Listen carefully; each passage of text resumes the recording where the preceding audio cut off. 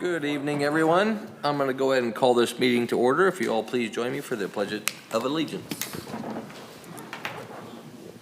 I pledge allegiance to the flag of the United States of America and to the republic for which it stands, one nation, under God, indivisible, with liberty and justice for all. Roll call, please. Alderman Barilla. Here. Sorry. Alderman Osteen. Here. Alderman Rucker. Here. Alderman Ross. Here. Alderman Hoffman. Here. Alderman Morose. Mayor Harmonson. Here. All right, we do have a quorum. We'll move on to citizens' communication. This is a time set aside on the agenda for citizens and visitors to address the mayor and board on any topic that is not a public hearing. For those here in person, speakers will be restricted to 3 minutes unless otherwise permitted. Minutes may not be donated or transferred from one speaker to another. Any questions or comments for the mayor and the board may also be sent to the city clerk at tberreth@osagebeach.org no later than 10 a.m. on the board meeting day, the first and third Thursday of each month. Submitted questions and comments may be read during the citizens' communications section of the agenda. The Board of Aldermen will not take any action on any item not listed on the agenda, nor will it respond to questions, although staff may be directed to respond at a later time. The mayor and the Board of Aldermen welcome and value input and feedback from the public. Is there anyone here that would like to address the board? All right, seeing none, we'll move on to the approval of consent agenda. Has the board... Oh, I am so sorry. We talked about this like 20 minutes ago. Carrie would like to introduce one of our new workers, please. Yes, Mayor and Board of Aldermen. To those that haven't already met, Torrin Schertz is in the audience tonight. He's the city's new accounting specialist. He comes to the city, he's a graduate of the University of Missouri, KC. He's got a bachelor's of science in accounting and a bachelor's in business administration and finance. Previous experience has been in the private sector, and he's hit the ground running. You've seen he did our Osage Beach or OB Commons CID memo today, and we're very glad he's here. Welcome. Welcome. Welcome, Torrin. Sorry, we literally just talked about this 10 minutes ago. All right. Would you like to say anything? All right. All right. Thank you so much. And on a note, I was thinking about this too. Jamie, have we officially introduced you? I think so. Have you? All right. Does everybody know Jamie? Hi, Jamie. Hi, Jamie. All right. Welcome. Very good. Nice job on the ballpark too. All right. Now we can move on. Has the board had a chance to review the minutes from September 30th and October 3rd? I do have some on the dais right now. Thank you, Kevin. Alderman Rucker read my minutes and went through, and we have some changes. You have some new changes to the special session minutes. I missed the roll call vote for the resolution. That was changed. And then there's some changes to the October 3rd. So these are amended agenda or minute items for the packet. Very good. Any question on the amended agenda? Any questions or comments on the bills list? Seeing none, I would entertain a motion to approve the consent agenda. So moved. Alderman Ross, do I have a second? Second. Alderman Hoffman, all those in favor? Aye. The consent agenda has been approved. Okay, we only have one item on the unfinished business list. It's Bill 24-66. It's an ordinance of the City of Osage Beach, Missouri, amending Section 3 sewage system to the Osage Beach Design Guidelines. This is the second reading. City Engineer Drew Bowman, please. Mayor, members of the board, I don't have any further comments, but I do recommend approval. Any comments or questions from the board? Seeing none, do I have a motion to approve the second reading? Motion to approve. Alderman Rucker, do I have a second? Second. Alderman Ross, roll call, please. Alderman Osteen. Yes. Alderman Rucker. Yes. Alderman Ross. Yes. Alderman Hoffman. Yes. Alderman Morose. Alderman Barilla. Yes. All right, Bill 24-66, second reading passes. All right, first item of business is a presentation by Enterprise Fleet Management. And just for the record, I'll go ahead and talk about this for just a second. Months ago, I was approached by someone from Camdenton and asked us about if we were interested in leasing the vehicles here at Osage Beach. And I understand many years ago that they talked about it, chose not to go down that path. In the meantime, we did have a representative from Enterprise come visit us with us the first time, and then second time was a few weeks ago. We brought the department heads that utilize vehicles, chief of police, public works, building officials, that sort of thing, and we thought it was worth moving forward, so we do have a representative here tonight. So if you will, come on up and you have the floor.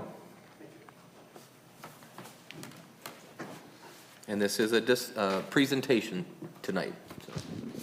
Good evening, Mayor, council members. Certainly appreciate you having me here tonight. Also wanted to thank Mayor, Devin, Chief before we dived in, and all the city staff.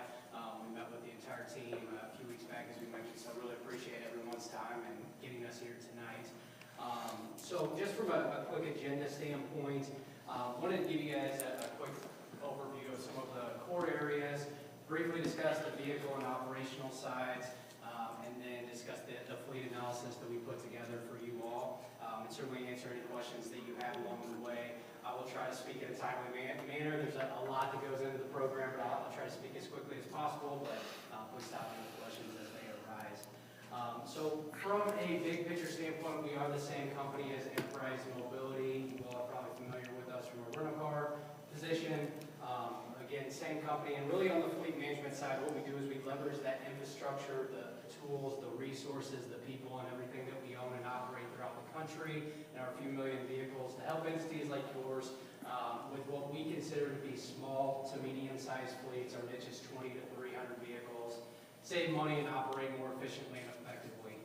From a role position, my position is really getting the partnerships established. So working with you all as we have over the past months to figure out what you're doing today from an operational perspective, what pieces of the program would be a good fit. We do have the State of Missouri Fleet Management Contract Award, as well as the Sourcewell Purchasing Cooperative Award, along with a few others. Designing and customizing the partnership from a strategy perspective and what pieces of the program would be a good fit for you. Troy Douglas was one of our client strategy managers. He partners with a few of the local entities around here, and came down with me at the last meeting, so the team was able to meet him. And really, Troy's role as one of our client strategy managers is to analyze, from a moving forward standpoint, to meet with the entity, to help you all prepare your budgets, meet with the city typically about 4 or 5 times per year, and all of our meetings are really designed around your budget year. And one of those meetings will look back at the last budget year and show what we did financially, operationally, what we could have done better. And that's typically... The microphone. They're asking for a microphone, please. And that's typically a good time for the team to bring that information back to you all to give a year-over-year look and just a quick overview of how that enterprise is doing overall. The second and third meeting is really designed to help the team prepare their budgets and order these vehicles and have these units coming in and out at the right time. So really the core piece with all of that from a role perspective, my position is really to start a relationship. In the analysis that we put together, we really forecast it out over the next 10 years. We're not here to simply sell you vehicles or lease you vehicles. We're truly here for a long-term partnership, and we want to be at the table with your team on a regular basis. And that's one of the things that hopefully Camdenton and the other entities that you potentially spoke with will tell you it's extremely relationship-based. From a flexibility standpoint, every entity partners with us a little bit different. And just to give you an idea, as I mentioned, we have that State of Missouri contract, so you can piggyback off all the different pieces. But Camden County, Jeff City, Branson, with these entities, they only use us for what I consider the vehicle side. So purchasing, acquisition of the vehicles, getting them upfitted, funding of some sort, and then resale. Lake Ozark, Camdenton, Harrisonville, Willard, with these few entities, they use us for that vehicle side, but they also use us for the operational side with our maintenance programs, fuel, telematics. Some use us for insurance as well. So again, it's extremely customized, and it can even be customized down to the department level. Police might look a little different than the public works team from an operational perspective, and it can certainly change organically over the years as the partnership grows. Same goes for how we implement the strategy. To give you an example, with Jackson County, we did a very aggressive approach. We rotated out their entire fleet right out of the gate, and now they have vehicles coming in and out at all different times. With the City of Independence and Lake Ozark, for example, we rotated their vehicles out over a 5-year span, similar to what we put in the analysis that's in your packet, but we organically rolled that program out with kind of a streamlined approach. So extremely flexible on the operational side and how we implement this program over the years from that perspective. Last piece before I get into the weeds a little bit, really the biggest area of opportunity in the government space is reducing the budget, doing more with less, getting in and out of these vehicles at the right time. And to give an example of this, I partner with the Unified Government up in Kansas City, and we do all their street department trucks. And a few years back, we were buying their vehicles for about $32,000. We're able to leverage the government buying power, our relationships with the manufacturers, extremely strong buying power on the front end, fairly low mileage patterns compared to a commercial or a retail type structure, and then enterprise sells vehicles on the back end better than anyone, as we sell over 1 million vehicles every single year. So we put all those components together and we leverage our equity lease model, and that is factored into that analysis that we built, and we'll talk more about the financial structures today. But with that equity lease model, we funded these trucks from $32,000 down to a remaining balance of $25,000, and then we were selling them for $45,000 or $50,000. Along the way, they implemented a fleet replacement fund or an equipment reserve fund, so they were able to capitalize on the equity. So we sold off their vehicles. They had those $7,000 worth of payments, and then we replenished those funds after 12 months.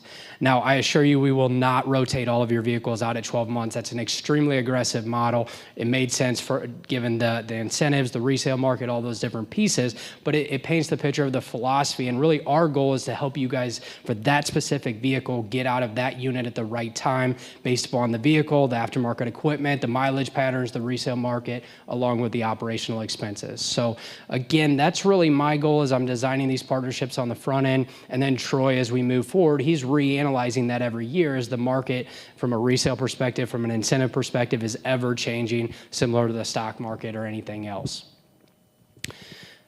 To move into the vehicle space and how we can acquire these vehicles on your behalf, essentially, we have any way that you could imagine purchasing these vehicles, we have a solution. So we have the largest used inventory in the country with all of our rental fleet, all of our fleet management vehicles that are coming off lease. So we always have those vehicles available for you.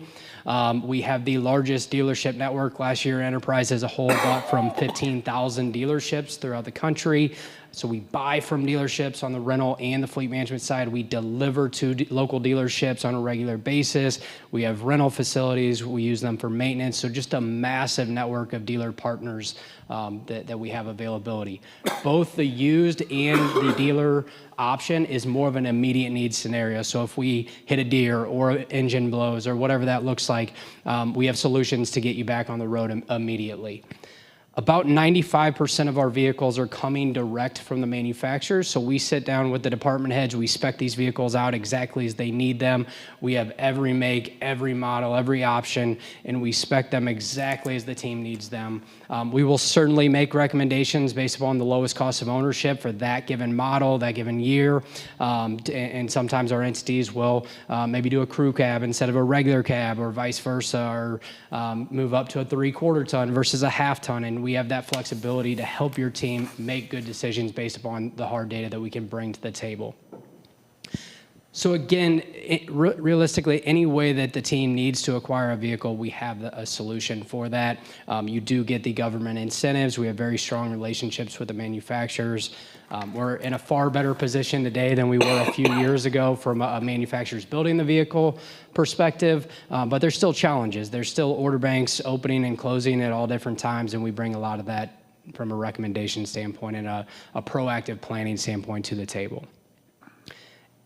We will also handle the aftermarket equipment. So for the police vehicles, maybe they're going to serve or en route, or whoever we're using, 911. We have all the different aftermarket vendors or NAPIDE, auto truck, commercial van, whoever we need to use from an aftermarket standpoint. So we order those vehicles, we get them delivered to that aftermarket vendor, and then we get them delivered to you all ready to go.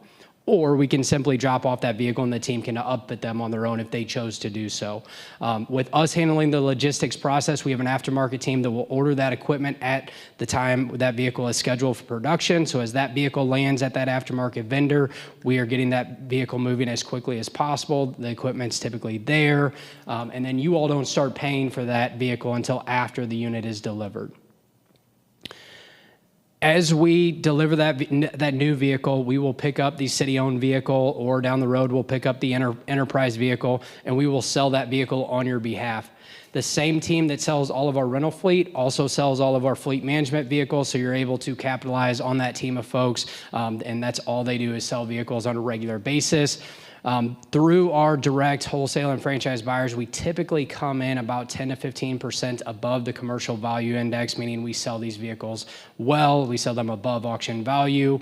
But equally as important, we're analyzing when the right time to sell that vehicle is, and that's where Troy comes in and is really analyzing that on a regular basis. So handling the logistics process, selling them well, and then selling them at the right time, or at least proposing when to sell them at the right time.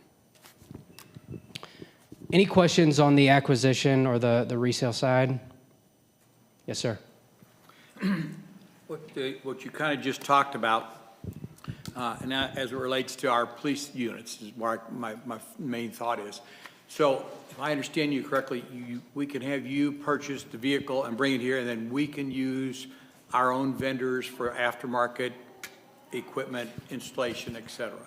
That's one way of doing it. Is that correct? Yes, sir. Okay. The other way is whether it's with our police or whether with our public works, whatever, if it's an aftermarket add-on or change to the vehicle, how do you work that to where our police cars are probably our better example. The police car, when the new one comes in, some of the equipment off the old one goes on to the new one. So do you, if we deal with you on the aftermarkets, obviously if we do with ourselves, it's one thing. You know, I'm sure if we do that, then there's a certain amount of time frame that you will allow us to have the new and the old vehicle. If you're doing it, how does that?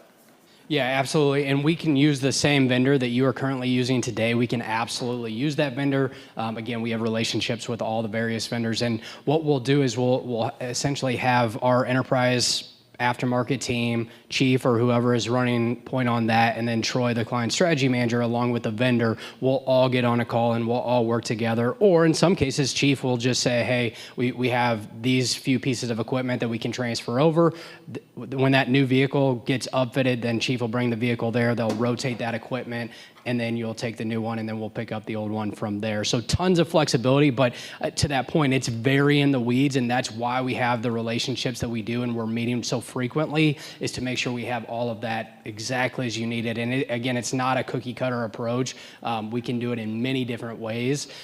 We can handle it completely, which doesn't happen in most cases because of the transferring of equipment, and we recommend that you transfer that equipment. And a lot of our entities will even get out of vehicles sooner so that they can transfer that equipment to the next vehicle prior to the next model change, right? A lot of these vehicles, 28, 29, are going to rotate and change, or the model's going to change. So we might recommend you get out a year early so that we can transfer that $10,000 to $20,000 of equipment into the next vehicle. So very valid point. We see that with every single one of our entities, transfers equipment at some rate, some more than others, some less than others, but they're all changing equipment on a regular basis.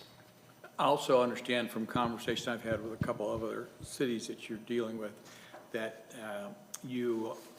if we would choose to go down with the relationship, we could do just our police and just do that, and to be very honest, to see if we like it or not over a course of so many years, and then interject the other stuff in, or is it a full fleet of the whole city, or none? Yeah, at the end of the day, it's really up to the entity how you proceed with this partnership, and we have all different strategies that we bring to the table. And I try to stay away from the pilot type program because we want all of the department heads, the entire team bought into this and want to grow this together as much as possible. And even if it's a less aggressive approach, but we get all of the departments involved, that's certainly my recommendation. But at the end of the day, it's your fleet, it's your vehicles, and certainly can customize it however you need to do that. And again, my job is not to sell vehicles. So if we land on, we propose 29 vehicles in year one. If you say, hey, we want to do 5 vehicles or 10 vehicles or whatever it be to organically implement this program, that's absolutely okay. But what I do always recommend and I do always push for is that we're all on the same page and where we want this thing to go from a strategy perspective and really what we're trying to accomplish from a goal perspective. So again, we can customize this in many different ways, but there's a lot of flexibility, I think, to that point. So are you telling me that you would be willing to take on all of our vehicles, ambulances, fuel trucks, et cetera, all of our vehicles? You've looked at all of them. Did you be willing to take them into your program? So in the analysis, I believe we did all the 550s on down. We will not do the ambulances. We will not do the full-out fire trucks, and we don't do school buses as well. But from a dump body, service bed, utility body, animal control vehicle, anything of that sort, we can absolutely help. We do get into the internationals, Freightliners, those types of vehicles, but really our bread and butter is primarily the 550, 650s on down, which is a good portion. There's 59 vehicles or more that fall into that category. That doesn't help me out, I'm sorry. Where does that include our fuel trucks? Does that include our lift? Zach, what's the vehicle called? It's got that we got from Ameren UE? The bucket truck. Yeah, we can do bucket those trucks. kind? Yes, we can do bucket And trucks. the fuel trucks at the airports? What is that? What? Again, so from that perspective, that vehicle is going to stay in the fleet much longer than your typical 1-ton on down. So we can absolutely help with that, and that's where we work with the team of how do you want to fund that over a longer period of time? Do you want to pay cash for that vehicle? Again, it's not really our bread and butter, just to be transparent with you, but we can absolutely help, and then we can help from a resale perspective. We can help with maintenance, fuel, telematics, management of that. We've got a lot of resources that we can bring to the table, but again, it's really customized of what the team wants to do from a funding structure standpoint and slightly different than what we're talking about with the light duty fleet. Thank you. So as we put the acquisition piece and the resale piece together, then we discussed it, and we've mentioned it a little bit already from an equity lease perspective. But we have 3 different ways that you can pay for the vehicles. We do have a self-fund model that allows you to essentially pay cash for the vehicles. We do keep it on our books for $1 as we're handling the license and titling, registrations, renewals, and then when we sell the vehicles, you get the equity less that $1. So it's effectively a cash model. We have a net lease model that I do not recommend to my government entities in majority of scenarios. There's fees, there's penalties. We keep the equity. It's more of a retail type model. What all of the entities that I mentioned, and over 95% of our entities throughout the country are leveraging, especially in the government space, is our equity lease model. And really all this is a bank finance down to a remaining balance. And then when we sell the vehicle, you get the equity. There is no fees for over mileage, no fees for wear and tear, no fees for early termination. It's all based around the equity of the vehicle, and we have the flexibility to get out early, extend out longer, around market conditions to help you operate at the lowest cost of ownership at all times. Chief is going to have vehicles that are operating 20, 30, 40,000 miles, maybe in some scenarios where we're going to have other departments that put on 2,000 or 3,000 miles. So with that equity lease, it's truly customized around that specific vehicle, the holding recommendation, and the mileage patterns that is going on that vehicle. But at the end of the day, we essentially, any way that you could imagine paying for a vehicle, we have resources for it, and it can certainly change over the years. We have a lot of entities that start to roll equity for when we sell those vehicles. They'll roll the equity into the new ones to reduce the cost of the vehicle, reduce the cost that we're funding, reduce the remaining balance. So when we sell that vehicle, we get more equity. There's a lot of flexibility and a lot of customization. That's where we'll work with the team on an annual basis to help you do what's best every step of the way. Operationally, we have a couple programs for maintenance. Number one, you can keep that in-house. Some of our entities have in-house mechanics. Based on the conversations that we had with primarily outsourcing the maintenance structure, typically our programs play pretty well with that model. The maintenance management program is a pay-as-you-go type structure. It's $6 per month per vehicle, and then all maintenance is passed through that is performed to the entity. So if I'm the driver, I go into the local dealership. We did look up quite a few of the vendors that you use are on our program. And if I'm the driver, I go into the maintenance shop, the dealership, I say, hey, I'm on the enterprise program. That dealership reaches out to our ASE certified technicians. We'll make sure it's the right maintenance, right interval. We have negotiated pricing, and then we will pay the bill wherever they go. So this program takes the driver, takes your team out of the maintenance business. We're managing that process on your behalf, and typically there's about a 9 to 10% savings opportunity versus a non-managed outsourced program. In addition to this, our team, Troy, and our team will get all of the data. As you will be able to see every single transaction, but then my team gets all of that data. So as we're coming out on our quarterly reviews, we're bringing that information and leveraging that in our analysis to help you guys get out at the right time, essentially. And that program does apply to the police vehicles as well. As the new vehicles arrive from Enterprise, we have a full maintenance program that will allow you to fix the cost of the maintenance for the duration of the term, including all preventative, all non-preventative. I typically don't do brakes and tires given the mileage patterns, but we can fix your cost in full for the duration of the term so you don't have those peaks and valleys. It's streamlined across the board. So pay as you go, fixed in full, or keep us out of it completely. There's a lot of operational benefits for the team, and then the data and the analytics is really what we leverage to help you guys make good decisions. Lastly, you already operate with WEX, so we also use WEX, so it'd be the exact same program. We have the state contract, the Sourcewell WEX program, and with that, the only changes, we'd get new fuel cards. They would say Enterprise WEX on them, and as the team started to use this, they would still have the same PIN codes. When they go to the pump, they would put in their odometers, and then that data would flow through to our system. So now we know your maintenance, we know your fuel, and it really all starts to come together from a total cost of ownership perspective. Keeps the odometers up to date. That odometer speaks to the maintenance program. We send alerts to the department heads, leadership team. We can push alerts to the drivers. A lot of operational benefits that we can bring through having those programs. We also have telematics through Geotab, which is tracking logistics. We have insurance programs, but at the end of the day, that's kind of the core from an operational perspective. Any questions on the operational side? I got a couple comments, if you don't mind, because as we went through this, some of the things that attracted to me, and correct me if I'm wrong, that on the maintenance program,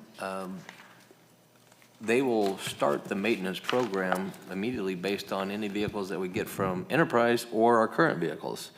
And why that sounded good to me was we might have a vehicle that's only a year old, but we put them on the maintenance program. They immediately begin to see the mileage, how many times the tires have been rotated and balanced, so they will know, even on that vehicle we've had for a year, that, hey, in 6 months, 9 months, that, hey, you bought that for 50 grand, and we could sell that right now for 45 grand and get you in a brand new one. So that attracted me, the maintenance program. The other thing I was going to say is that we are not in this business of selling. I know when all of a sudden, I know when Mike Welty was here, a lot of times he's like, was so busy trying to sell a vehicle. And he'd throw it out on some website from some other state, and he might get pennies on a dollar. When what attracted me to Enterprise is they know when to sell, how to sell, and could get top dollar for it. And the last thing I wrote down, and I'm sorry to interrupt, but another thing we talked about is, and Richard and I know both this, I mean, I'm driving a vehicle of 409,000 miles, but it's my vehicle.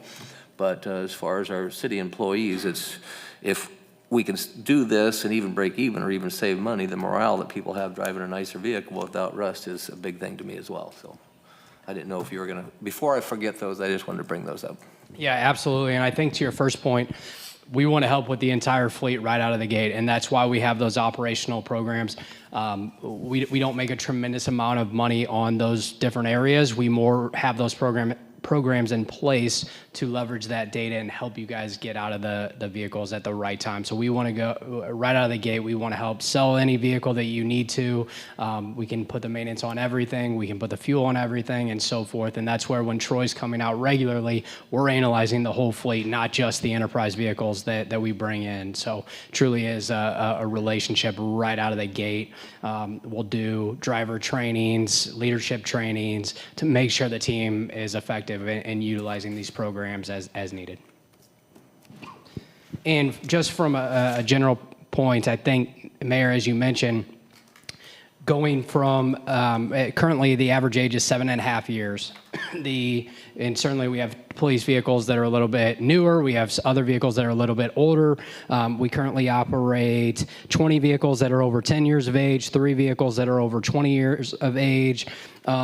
So from that perspective, to the mayor's point, by getting away from a 10+ year cycle over to a 3 or 4 year cycle, there are a lot of benefits that we can't quantify in this analysis, from a morale, from a safety, from an image, downtime, reliability, retention, recruiting, all those different pieces that come with operating newer vehicles. So to your point, that's really my goal as I'm building these analysis. If we can get close to a break even, in most cases, it's a huge win from all those different core areas.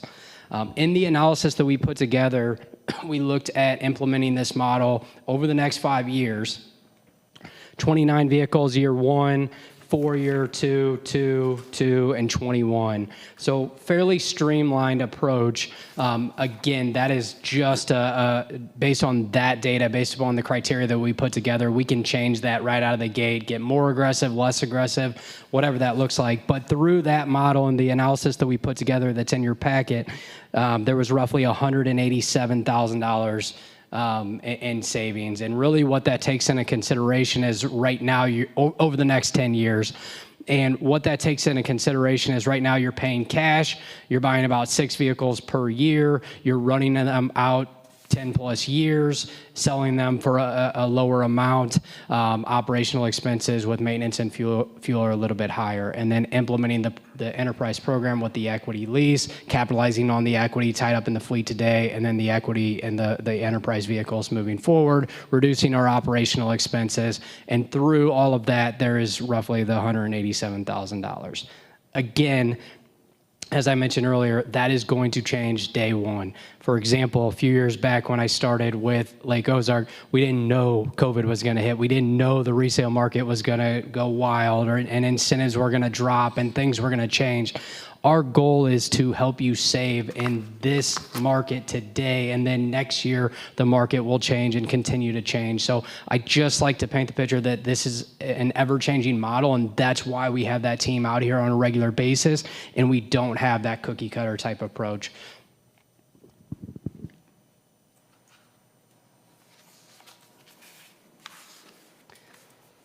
That's majority of what I have, but happy to answer any additional questions that you all have. All right, Board. I know you got some questions. Alderman Rucker.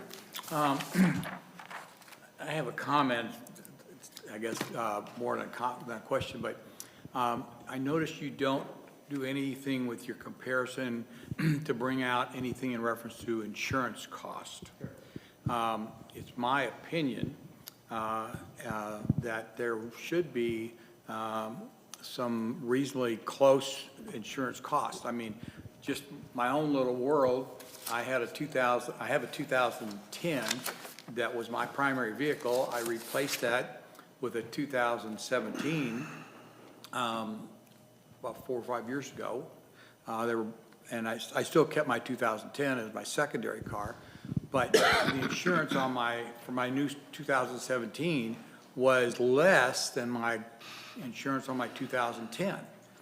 And I originally thought there was a mess up with my insurance. And I got to talk to my insurance company. It's because of all the safety features that I didn't like at the time, but now I've gotten used to them. All the dinging and telling me that I'm getting close to a vehicle and all these safety features that I didn't like originally, but now I do, and I rely upon them. And that's why my insurance went down. So one of the values I see in the program is the fact of keeping up with that technology and hopefully potentially less vehicle damages, less wrecks, safer for our employees, and keeping our insurance costs down because of that. Now, again, I know that's kind of difficult because you guys aren't in the insurance world, but Correct. All extremely valid points, and it goes right into our philosophy as well. Again, even if it's a break even and we have newer, safer vehicles, there's a huge benefit there. Now, you're absolutely correct, and the insurance cost should not change drastically. The reason that is some of the vehicles are liability only, most likely today. I don't know for that for a fact, but there's a potential that some of the vehicles are liability only, and then we're moving to newer vehicles that would be under a full coverage type structure. So there's potential that the insurance would increase, but I urge you to speak with your insurance agent, talk with them, because to your point, from a safety feature enhancement standpoint, it's a very minor, if any, increase in majority of the clients that we partner with.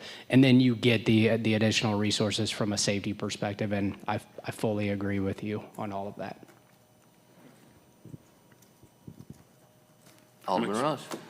So in general, I don't believe that you can save us the money that you think that you can, except through maybe fuel costs, okay? And sure, if we buy a vehicle, if we have a vehicle now that's got a 5.4 Ford F-150 and it goes to a V6, sure, there's gonna be some fuel savings. I've looked at these programs many times. I've talked to many people in the industry, and the best way to reduce asset life costs is to buy them cheap like we do on the whatever the state deal, and then take care of them and drive them out, okay?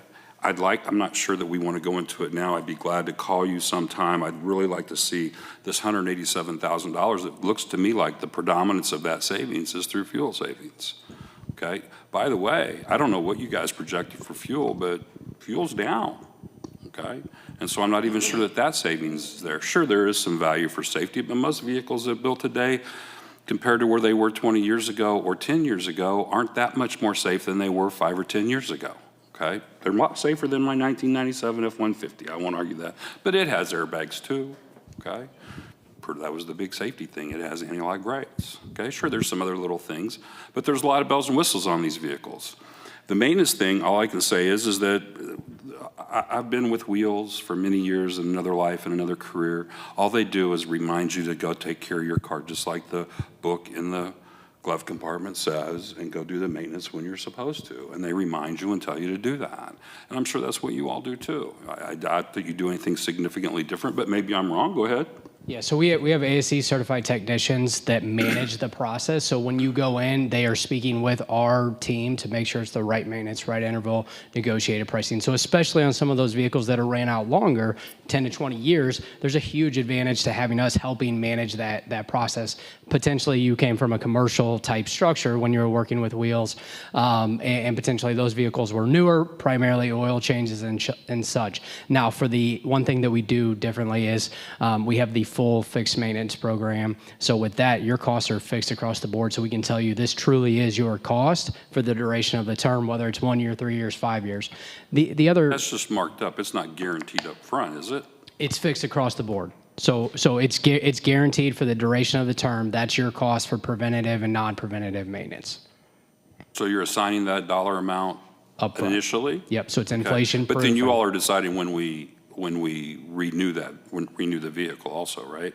No, Trade you it are out. in full control. So if you decide that, hey, we do not want to replace this vehicle, you absolutely do not have to replace that vehicle as it hits term, or we make that recommendation. You are in your team and you are in full control of when we replace those vehicles. Now, we are going to bring that data to you and bring the analytics to you so that you can make good decisions based upon your mileage patterns, your government incentives, our resale amounts, and we'll lay that out for you. But if you say, hey, and maybe we start at a 5-year term and you say, hey, we're not going to replace this at 5 years. We're going to run it to 10 years.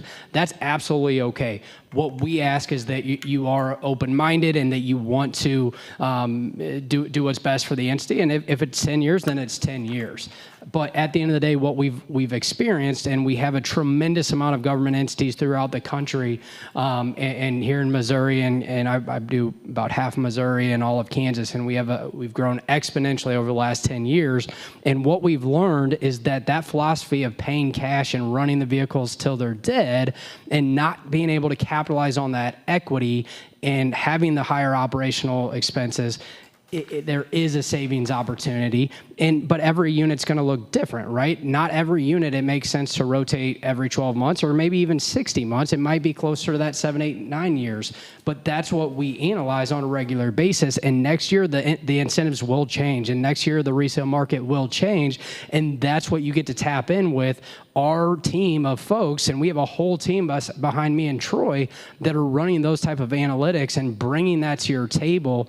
And we truly care about your 59 vehicles, and we care about you all from an entity perspective, and we will be here on a regular basis meeting with your team. And I think that's the difference, right? Is we focus on small to medium-sized fleets. Our average client has about 50 vehicles to 100 vehicles in the fleet, and our bread and butter is really that strategy and looking at it in your individual structure and your incentives and all those different pieces to help you save money. But at the end of the day, we've got any way that you can imagine buying them, we have the solution. Any way that you can pay for them, we have the solution.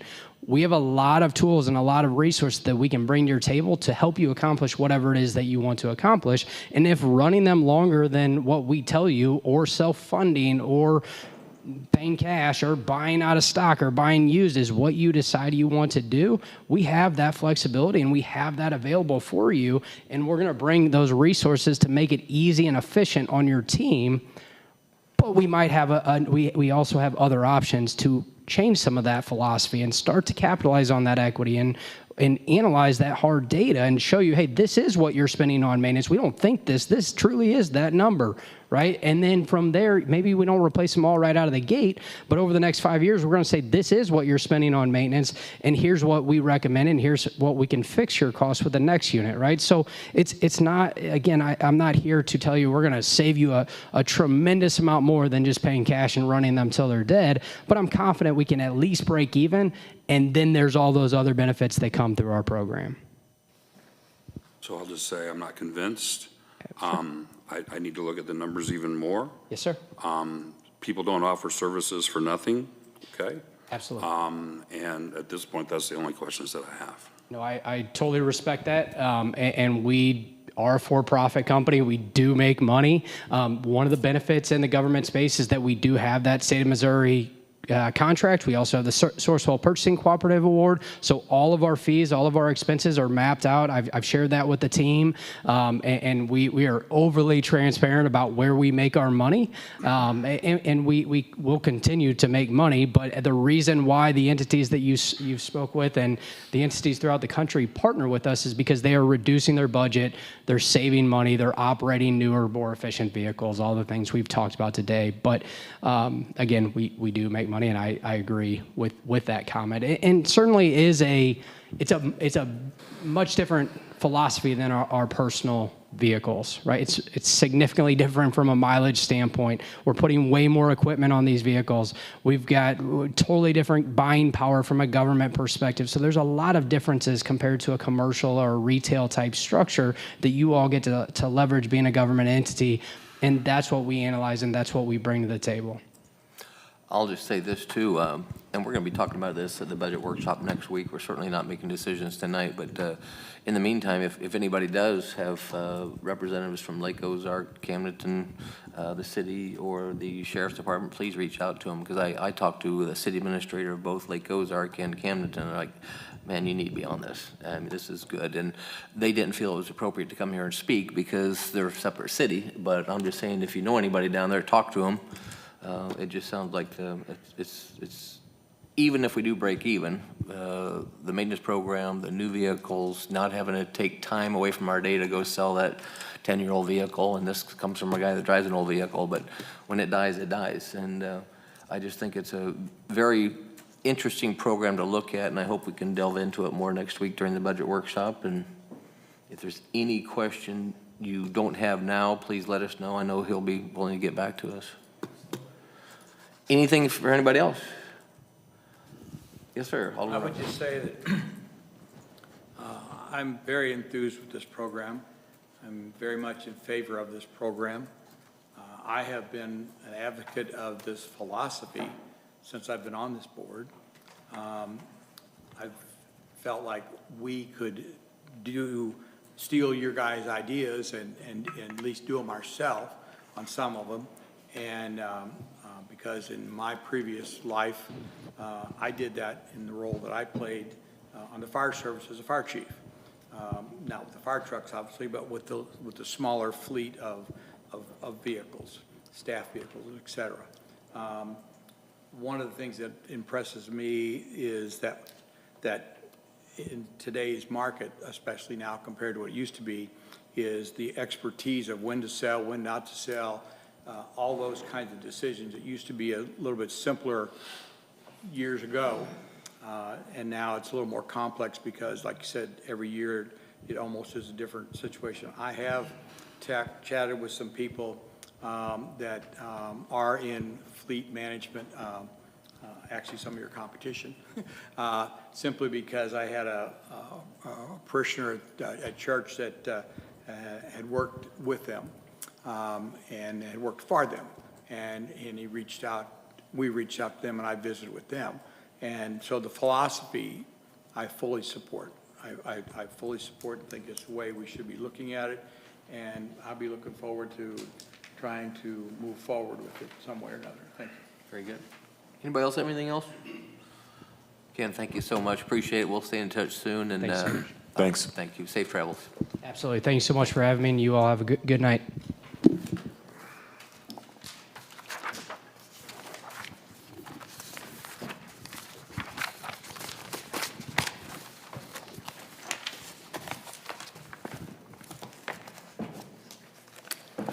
All right, we're going to move on to Bill 24-59, ordinance of the City of Osage Beach, Missouri, amending Chapter 125, Human Resource Systems Personnel, Rules and Regulations, Section 125.230, Supplemental Policy. This is the first reading. Human Resource Generalist Maddie Musse. Thank you, Mayor and members of the board. So I am looking at adding in a workplace relationship policy to our Section 125 ordinance. This policy would require the disclosure and adherence to the included policy by city employees. It sets an expectation of workplace professionalism and respect for both those in the relationships as well as the staff members surrounding them. Those considered to be included within one of the designated relationships shall submit to completing the applicable form, which will be maintained within their city file. It's a pretty standard workplace relationship policy. From what I've heard from other managers in the past, we've kind of handled these situations on a case-by-case basis rather than having a standardized process and rule system. So this just creates that set of expectations and standard of business in that regard. Comments or questions from the board? Alderman Rucker. Maddie, if we move forward with this, which I don't have any problem with moving forward with it, I assume, and that's a nasty word to say, but I assume for those employees that we have that are already in to those relationships, are they like grandfathered in, or do we go to them and say, hey, you're into this kind of relationship, we need you to fill this paperwork out, or how do we go forward? So I have spoken to those people who are involved in those relationships already. Most have had one of these sort of agreements on file in the Rucker era.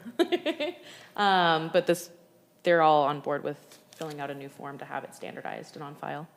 Okay. All right. Any other comments or questions? Alderman Ross. So I'm trying to understand, what's the objective? Really, it's just having a set of expectations in place for our employees. I mean, most places have a workplace relationship policy in place. And rather than functioning on an assumption, it's giving everybody a set guideline and rules to follow in that regard. It's standardizing the process. It's something we talked about. Anytime in HR, when you get into ad-libbing and, one-off situations, it opens us up for claims that we're treating so-and-so differently than so-and-so. So it was something that Maddie approached me about and Devin about, and we agreed that just having a standardized practice to apply to anyone in this situation was more appropriate than trying to customize a solution to each one and opening ourselves up to criticism of unequal or different treatment. In a sense of legacy too, like approaching going forward in the future, we don't have a set of rules to say, oh, well, this is how we did it 10 years ago. This is how we should do it tomorrow. Because we do have these other So agreements. we that don't have a we're policy now, is that what you're saying? Okay, so why do they need to fill this out versus just implement a policy? filling it out as part of the policy. I understand that's what you're presenting. I'm trying to ask why it's important that that occur. It's giving some declaration of that and a signature of acknowledgement that they're following that policy. I think that okay. So do we have any kind of employee committee particularly that could give us feedback about this? I'll be honest with you, although I haven't been in the workforce other than here for the last 6 years, I've never ever heard of one of these things, okay? And I worked in a very large organization who prided themselves on HR and people development and so forth. Mm-hmm. And so it seems to me that well, I have no problem with that, with having a policy in place. The fact that I have to, if I have some type of relationship, I have to report that and fill out a document that acknowledges that to put in a file seems intrusive to me. Am I misunderstanding the process? I don't think you're misunderstanding the process, but I'll just say that I had the opposite reaction. I think, and both Maddie and I were surprised that we don't have a policy. I have no problem with the policy. My question is, why do they need to fill out a form acknowledging that? I mean, if we have a policy to do it, we have a lot of policies, and sure, we probably have something I don't know in the hiring practices that say that I know our HR policies, and I acknowledge those, that's fine. But to acknowledge a relationship and put that down on paper, it feels very intrusive, so I'm skeptical. I think that if you have a situation where you have, and I don't want to talk about any individual employee, so I'm going to make up an employee. If Carrie Patterson had an employee, Carrie doesn't want to have employees. If Carrie had an employee and I had an employee, so these are two hypothetical people who don't exist, but they were having a relationship. We don't necessarily have any reason that we would know about that. If we're talking about just we're not talking about somebody who's married, but so if they start dating, it's still something that, if they, my office interacts with his office. And so if they're interacting, it's something that ought to be disclosed to us as their supervisors so that we are aware of it. And then, that way we can manage it, because relationships go great. Relationships also go sour. It puts the immediate supervisors and HR on notice that this is occurring. And it also, from the form point of view, I think it's important that we have a clear, it's setting expectations, expectation management. Maddie's been using the word acknowledgement, acknowledging that these policies exist and that these are the standards that they'll be held to, given this particular situation. So my employee and Carrie's employee may never interact, it may never have any reason to cross paths, a dispatcher and somebody who's in public works. But they also may, and this covers all of that, so that if an issue does arise, whether good or bad, whether it's favoritism or disfavoritism, it's disclosed, it's in writing, and we can address it. And it's not like we're not putting it on the office bulletin board. It's going in their HR file. I didn't imagine that it was going on No. the bulletin board. So the last question is that, again, did we take this in front of any kind of select group of employees and get any kind of feedback from them before we decided that we should bring this forward to the board for implementation?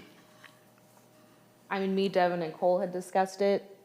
We don't currently have an employee betterment committee formed at the moment. That's something I'm working on as I've taken over in the last few months, but no committee of any sort.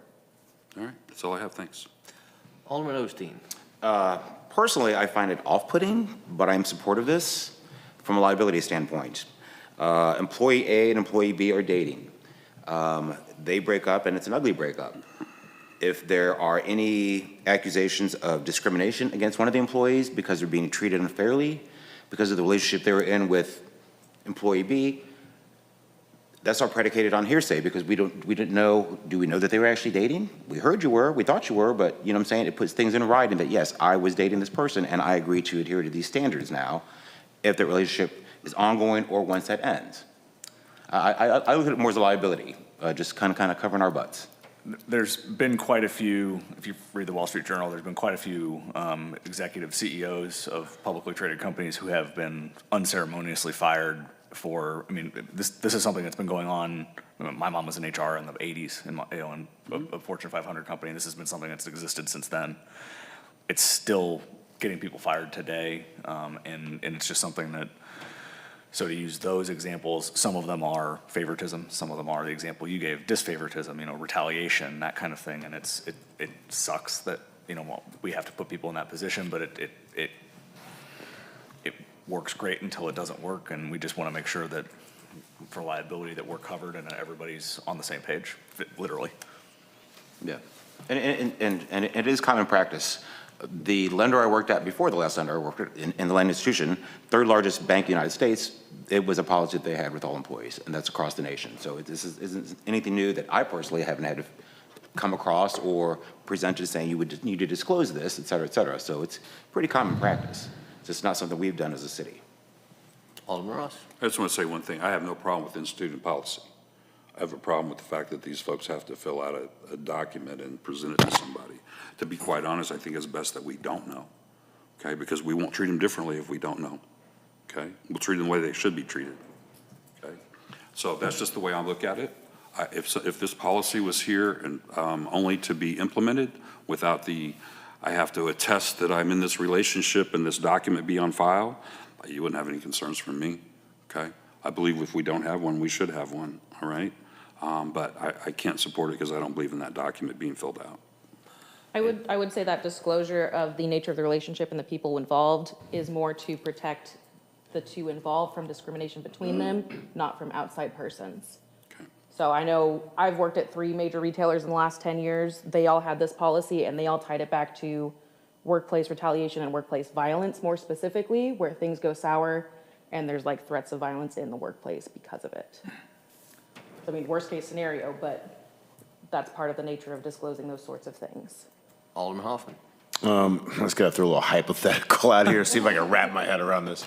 So someone from Parks goes out on a date with someone from the airport. They then need to come and fill out a paperwork, or they wait until they go on their 8th date and they consider it a relationship. They got to file paperwork. Like, where's the line of demarcation here? As far as where that line is, it is specified in here. I believe we have 30 days. Yeah, it's ongoing Like relationship. 30 days from their first flirtation, 30 days from their first date, 30 days from when they change their Facebook status. Like, when is the appropriate time? You can't. And I'm sorry, I don't mean to be funny, but you're getting into people's personal lives and you're asking them to disclose when is it appropriate? Maybe they don't want anyone to know that they're dating, or maybe they don't consider themselves a couple, but the city does. I'm trying to figure out where that line is. There is no good way to draw it. There's no black and white. I mean, relationships are there's just many different kinds of relationships as there are shades of color. So, the form, I'm just looking at the form, so I'm a little on the spot here, but it's consensual, romantic and or sexual relationship. So, I mean, sexual is pretty clear, I think. Romantic could be a little fuzzier, I get that, but, to the point of, I'm gonna use like Carrie's employee and our hypothetical employees again, it's not just to protect the city, it's, if they go, if our 2 employees go out on a couple of dates and then they don't and they stop, it's still important that if there was a relationship there that's going to cause, say, my employee to start picking on his, and we don't know about the relationship, it makes it hard for us to address that. Well, why is employee A being so hard on employee B, or why is employee A suddenly picking up slack for employee B, or why is employee A nominating employee B for every award, I'm making stuff up here, but But is that not kind of the department head's job or whoever their superior is to kind of figure out what's going on with them. But Carrie and I can't do our jobs if we don't know about it. I'll say this, as probably the only single dude down here, but I'm going to tell you right now, there's no way that I would get into a relationship with any lady in this business, in this building, in this organization, without having it in writing that we're in a relationship with my HR director. And I'm telling you this because the second that you break up or you stop dating, I don't want her being upset and going to HR and Devin and saying he was sexually harassing me, you know, and we were dating. Everybody knew we were dating, but I'm telling you right now, I would have it on a poster on these people are dating. I would make her autograph it so everybody would know. There's absolutely no way I would date someone in this organization without it being in my file and hers that we were dating. But my question is, shouldn't that be your choice to fill that out or not fill it out? You know, maybe Zach doesn't feel that way. Maybe Jamie doesn't feel that way. I'm just wondering if maybe they should have the choice to fill that out and disclose it, and not it be mandatory that they disclose it. I personally kind of see it like we're being intrusive into their personal life. The problem is that if it's never, let's say it's never disclosed, and let's say there's a relationship and it's quiet, nobody knows about it, and then it goes south and impacts the operations of the organization. And you know, let's say it's not somebody in parks and somebody in airports. Let's say it's 2 police officers or 2 people in public works or 2 people, you know, I looked at Ron, I'm like, well, it's not 2 people in building. But, you know, it's 2 people in the same department. It's 2 people who work closely together. Well, I would look at it differently if it was 2 people in the same department, personally. But we have departments that interact all the time. I'm using Carrie and my departments as examples where that's not the same department, but our departments work closely together. I work closely with everybody, but. I mean, I hate to say it this way, but it's like a scene out of The Office. I mean, everybody had to do it in The Office on the TV show, and I always watched it. And I always thought it was a little, you know, it's a little invasive to have to do that. But they all work in the same department. I don't know. I just kind of look at this as, you know, what if 2 people just don't want their business aired? It's not being aired. Yeah, being it's not being disclosed aired. to it goes to the supervisor I'm a and HR. confidential confidant. Like, It's supervisor and HR. Okay, well, So I mean, and the potential for a relationship to screw up the operations of, you know, even 2 people in different departments. That's so the only people that know are their direct superior, HR. Devin by ordinance has access to all, and I have access only at specific request of Devin. Okay, I mean, so if it was me, that's not secure compartmentalized information because more than one person knows. But I don't know. I, in theory, understand why this is good for the city and why it's probably good for the person. But I still look at it as you're infringing upon their own private life. Any other comments from the board? Alderman Osteen. But detach your personal opinions regarding this, and remember the fact that this is a government agency. So therefore, there are always going to be different guidelines, and possibly more intrusive guidelines, because you are working for a government entity. I worked for the government. I and know, you didn't and actually, have to I do just that. pulled up on Google, and I believe that they also now have a military form that they must sign if they are dating people of equal or lesser rank, blah, blah. These are all different things. So that is part of the military There's now. a different structure That's system what I to was that. on my phone looking at. So just to your point, that is required via the military as a government agency as well. Yeah, but So but I it's- personally, once again, I find it obtrusive myself. You're putting apples to oranges there, but But I am One looking at a at this time, as please. from a liability standpoint, and as a government institution, I'm thinking, yes, it's probably in our best interest. Once again, though, but I'm personally offended by it. But that's me personally on my dating life, but I'm detaching that and looking at it in a bigger perspective. Alderman Rucker. I support this, okay? Never had to deal with it. Fortunately, through my years of management, didn't have any policies in place at all, didn't think about doing any of it. So I don't have any experience in it, but I do support it. My question that just popped into my little brain now, and that's why I didn't send it to you earlier, is how is it handled when employee A, employee B see each other, decide they want to do some things, fill out the paperwork and file it, things go along, and as time goes along, things don't work out, and they say, you know, we're done, and they're adults about it, and they're, unfortunately, most relationships don't end a good way, but, you know, they do. They separate their ways. Is there anything here, I don't remember seeing anything here that leads them or makes them or gives them guidance to come back to you? As far as like a dissolution? To say, hey, you know, you've got this paperwork, I want to take that out of my file now because we're not a thing anymore. Because there ought to be a way for Yeah, no, I get what for you're that saying. to come both ways, I Like think. providing a formal notice.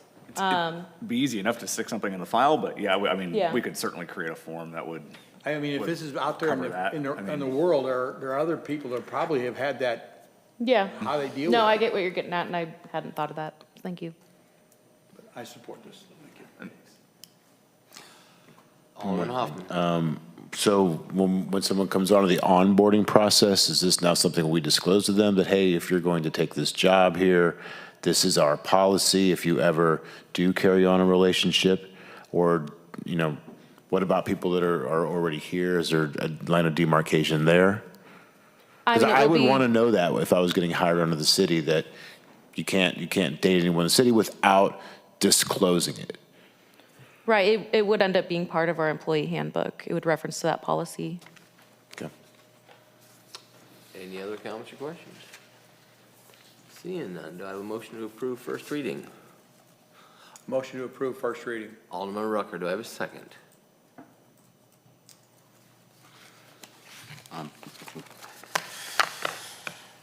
I wish we could table this, personally. I will second it. All right, we have a first and we have a second. Let's do a roll call vote, please. Alderman Varela? No. Alderman Osteen? Yes. Alderman Rucker? Yes. Alderman Ross? No. Alderman Hoffman? No? Alderman Rose? It fails. Okay, motion fails. All right, next item of business is Bill 24-70, an ordinance of the City of Osage Beach, Missouri, amending ordinance number 23.90, adopting the 2024 annual budget by amending and adding job titles and pay levels adjustments within the fiscal year 2024 employee pay plan. This is the first reading. Again, Human Resource Manager, Maddie Masso. Did I say it Masso? Musso. Musso, darn it. I was so close. My apologies. Thank you, Mayor and members of the board. Excuse me. So we are looking to amend current job titling for respective positions to relate more clearly to their actual assigned duties and responsibilities for the communications specialist, human resources clerk, IT specialist, and staff accountant to public information officer, human resources coordinator, systems administrator, and accounting specialist respectively. We're also looking to add in two construction, oh gosh, where'd it go? Construction inspectors, correct? Yeah. Two construction inspectors to the city engineer budget. Ultimately, we're looking to clarify by just the job title itself, more of what that job or that person is responsible for as part of their job description. The first one we looked at doing this for was the communication specialist, changing that to public information officer. Ultimately, that person is our public relations officer for the city. I feel, and those I spoke to feel, that the public information officer title does make that more clear, both internally and public-facing. The human resources clerk, it is referred to as three separate ways in the budget book currently, both human resources clerk, technician, and specialist. I would like to change that to human resources coordinator, as I am having that position coordinate payroll as well as the internal hiring process. So I feel like that describes that better. Our staff accountant to accounting specialist. Ultimately, our staff accountant's key function is to provide accounting expertise to those in the Treasury Department, not just be an accountant to the staff. We felt this applied better to the actual responsibilities of that position and their almost pseudo-supervisory position within that department, as they do provide a lot of insight to the AP payroll clerk, the utility clerk, the AR clerk, and almost function as a second when Carrie is not here. Our IT specialist to systems administrator. The IT specialist was a new job position that was added for 2024. Since we have had Travis in that position, we have noticed that the expectations of that job have exceeded what we initially expected, especially with transitioning more towards in-house than with forward slash. So we are looking to adjust that titling, as that is a big key factor in the IT world, as far as position rank to systems administrator, and compensating him more appropriately from a pay level 7 to pay level 8, or that position rather. 8 to 9, there we go. And then construction inspector, we do have plenty of room left in the engineering department budget, as we have only had Drew in there since June and Morgan in since the beginning of this month. Do you want to speak a little bit more on the construction inspectors? Yeah, when analyzing the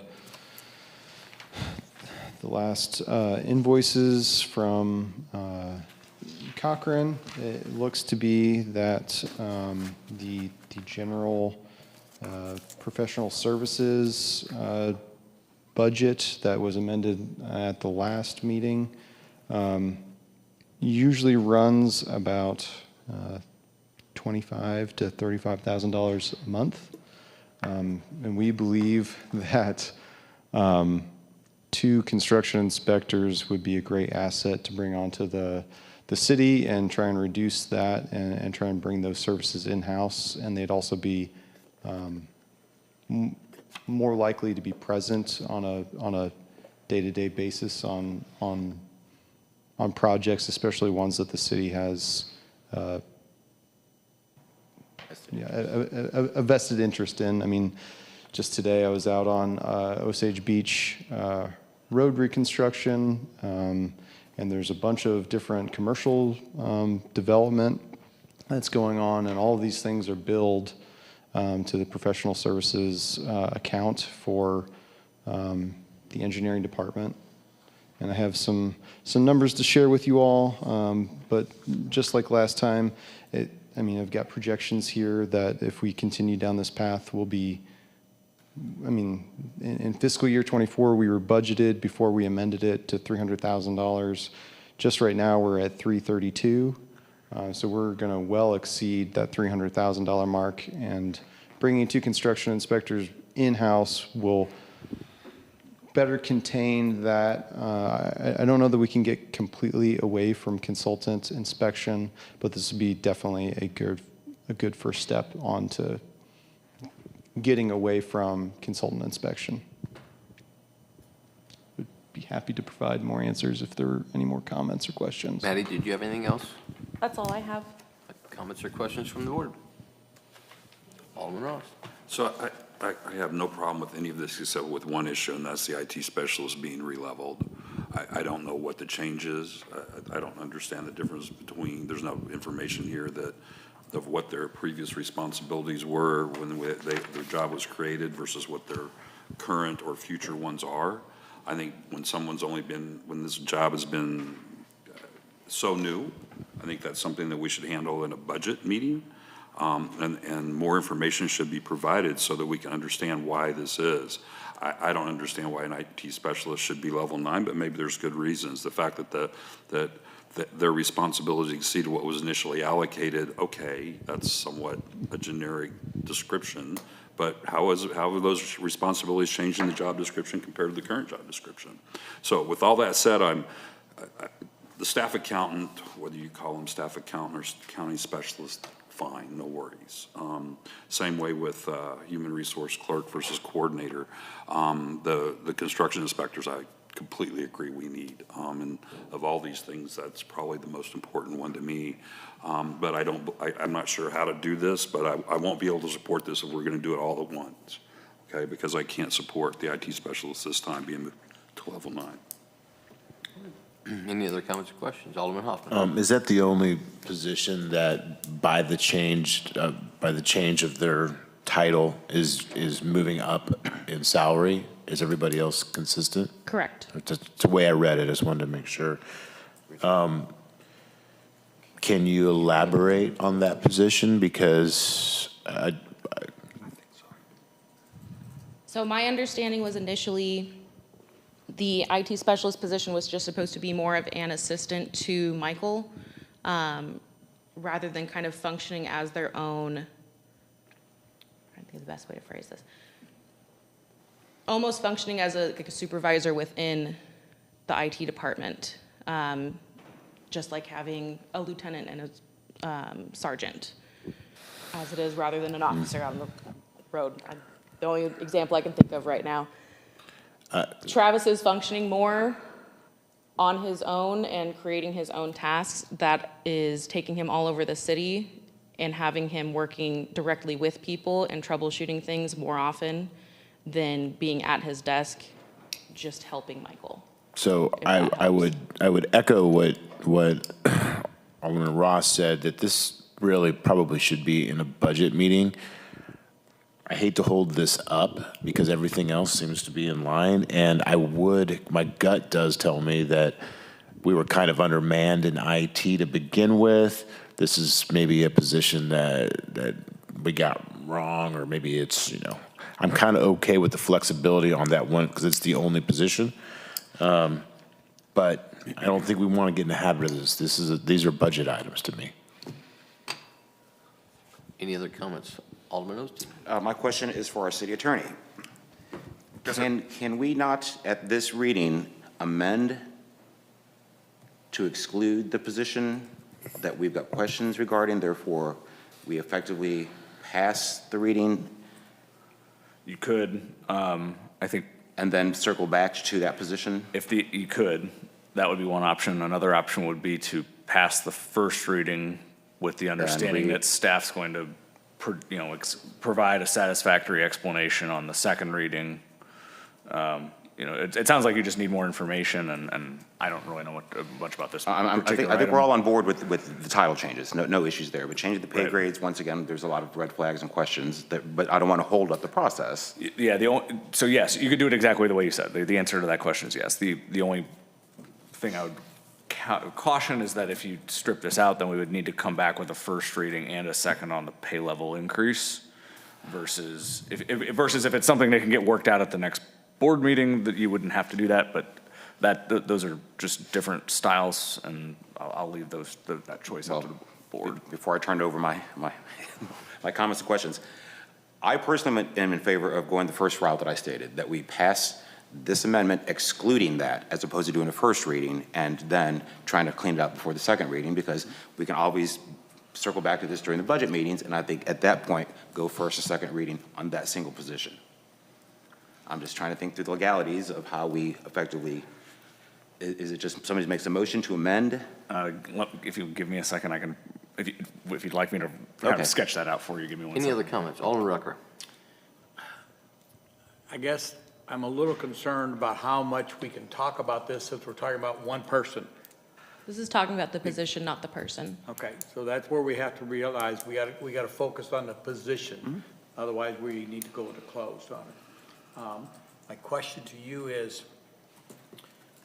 and I don't know if you can answer this because it kind of maybe talks about one. By making this, by accepting this as it is, just because we're moving that position from 8 to 9, does that mean they will get a raise, or does that just mean they're in a different salary spread area and their top end is going to be more than what it is now? Because I know that some of those things occur, somebody moves from a level 1 to a 2, but they keep the same, they make still the same money, but level 2 now gives them the ability to have a higher cap. Is that?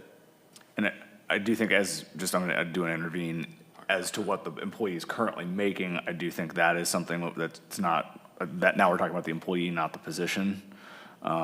But Maddie can talk about broadly what happens with those situations, but I just don't want to go into what the employee's making. Right. Right. I mean, with those situations, if the person was making below the threshold of that next pay level, then they would be adjusted accordingly if we did do a pay change. So if I'll give you an example. If somebody's making $18 an hour and we move them into a range where the bottom of the range is 19, they would at least go to 19. If they're making 18 and the bottom of the range is 17, they would stay at 18.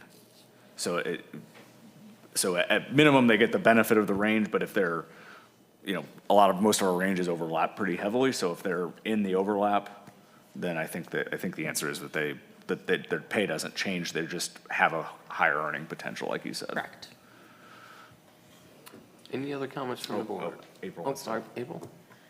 And just looking back at prior budgets, because I knew this was an issue in years past, but, and this is the 2020 operating budget, but the IT specialist was at a higher level previously.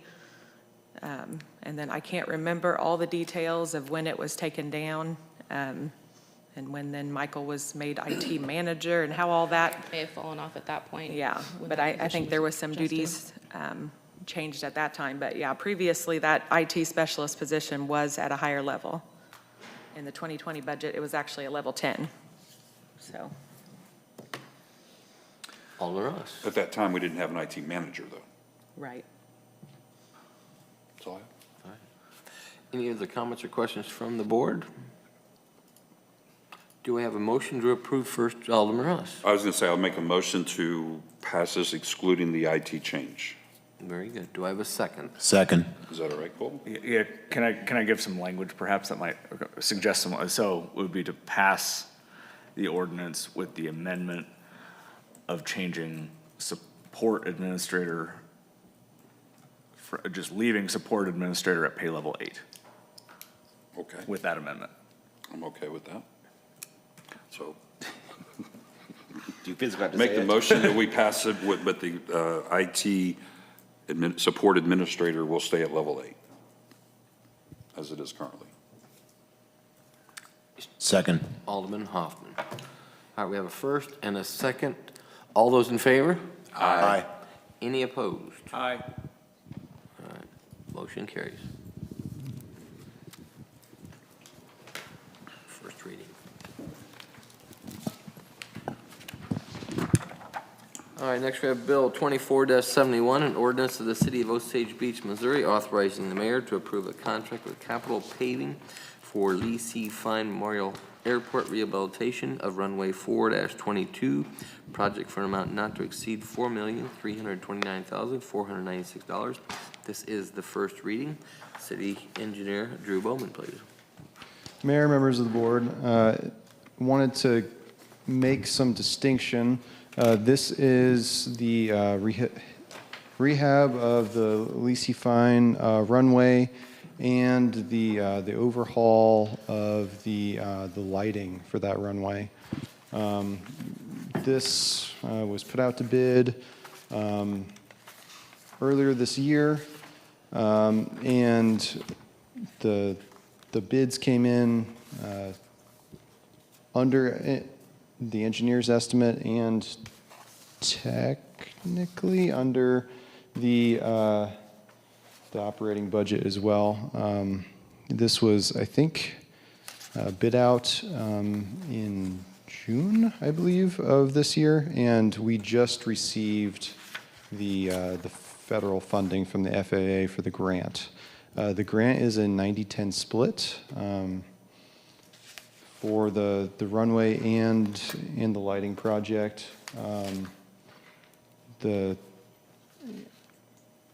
And I would be happy to answer any questions you all may have. I have a comment first, please, because I did see, right before we got in here, it's already in the news that tonight at the board meeting, the city's thinking about spending $4.3 million. So could you explain for the people at home the 90-10 split, please? Yeah, so this project has a 90% reimbursement rate for all money spent on this project. And when the board approves this project, it will lock in the prices with Capital Paving. And we'll basically make sure that we don't lose the grant and this grant's funding. So if we were to spend $10, let's say, on this project, the federal government would reimburse us $9. So effectively, we'd only be paying or not reimbursed for 10% of this project. Very good, thank you. Comments or questions from the board on this? Seeing none, do I have a motion to approve first reading? Motion. Alderman Barella, do I have a second? Second. Alderman Ross, all those in favor? Aye. Any opposed? All right. Thank you for that, Drew. I just could see people at home thinking, oh my God, the city spent $4.3 million, so appreciate the clarification.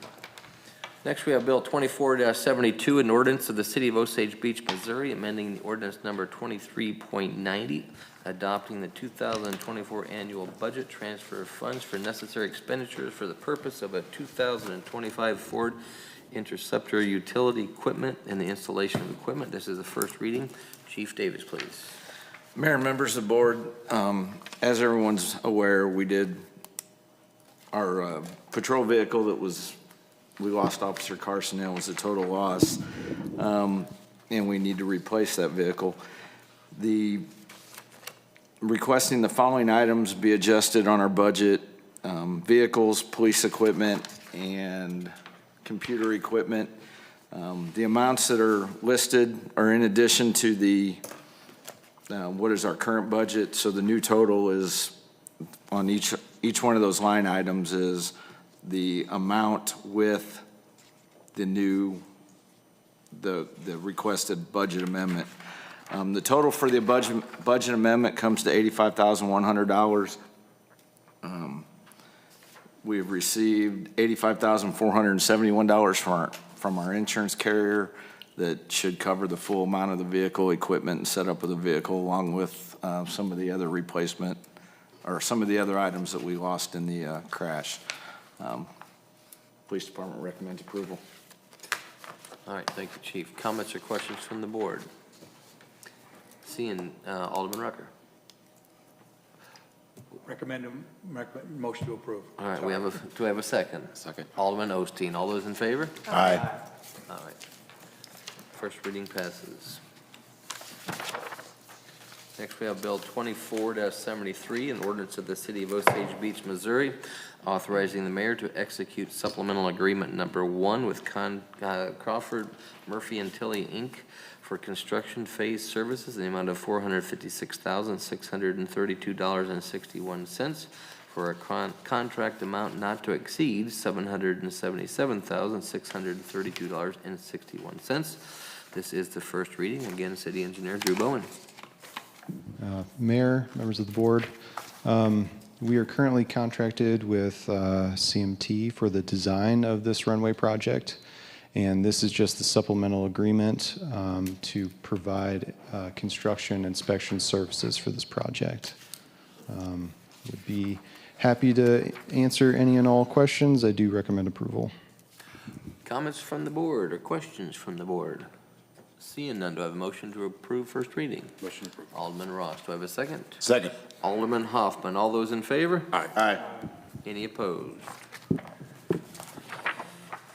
Next, we have a motion to approve the purchase of a 2025 Ford Interceptor utility at a cost of $45,886 from Joe Manchin's Ford Lincoln off the State of Missouri contract number CC240138008.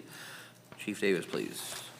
Mayor and members of the board, this is, like the mayor said, this is request approval to purchase the 2025 Ford Interceptor utility from Joe Manchin's Ford. This was a vehicle that we did lose in the crash, and the funds will be, we have received a check from the insurance company to cover the cost of this vehicle. Police Department recommends approval. Do I have any comments or questions from the board? Alderman Osteen. One question for Officer or Chief Davis. Lag time on receiving the vehicle, is it something that we have to go to the full process to? It's in stock at Joe Manchin's right now. So it would be immediate replacement? Yes. Okay, thank you. Alderman Ross. So along that line, since we haven't done the second reading of the budget amendment, if we pass this now, this item, does Chief have to wait until the second budget amendment second reading of the budget amendment before he can order the vehicle? Because if so, I think we should do something different on the budget amendment, to tell you the truth. We should go ahead and order this vehicle. I'm just curious how that works. You can order it because we won't get we'll have the second reading before we go ahead and pay it. I think it'll be okay. I think we've done that in the past where we have, One order. the board has authorized orders, you know, the last, year and a half ago when everything was 12 months, 18 months behind, we were putting orders in that weren't gonna hit until fiscal '25. But, so I think, The budget amendment was just the first reading. I mean, I don't, so I'm just trying to make sure that we get this done and taken care of and move on. So that's all I have. All right, any other comments or questions? All right, do I have a motion to approve? Motion. Alderman Barilla, do I have a second? Second. Alderman Rucker, all those in favor? Aye. Any opposed? All right. Next, we have a motion to approve the purchase of 2 new sewer pump trucks from Progress Tank for an amount not to exceed $291,755. Public Works Operations Manager, Zach Wilbur, please. Thank you, Mayor, members of the board. During last year's budget season, a combination vehicle was put on the budget for the sewer department. I believe the price was $344,833. That line is bulk now, and it wasn't split. I think that's where it was currently slotted at. We would like to take that money and purchase 2 new pump trucks with it.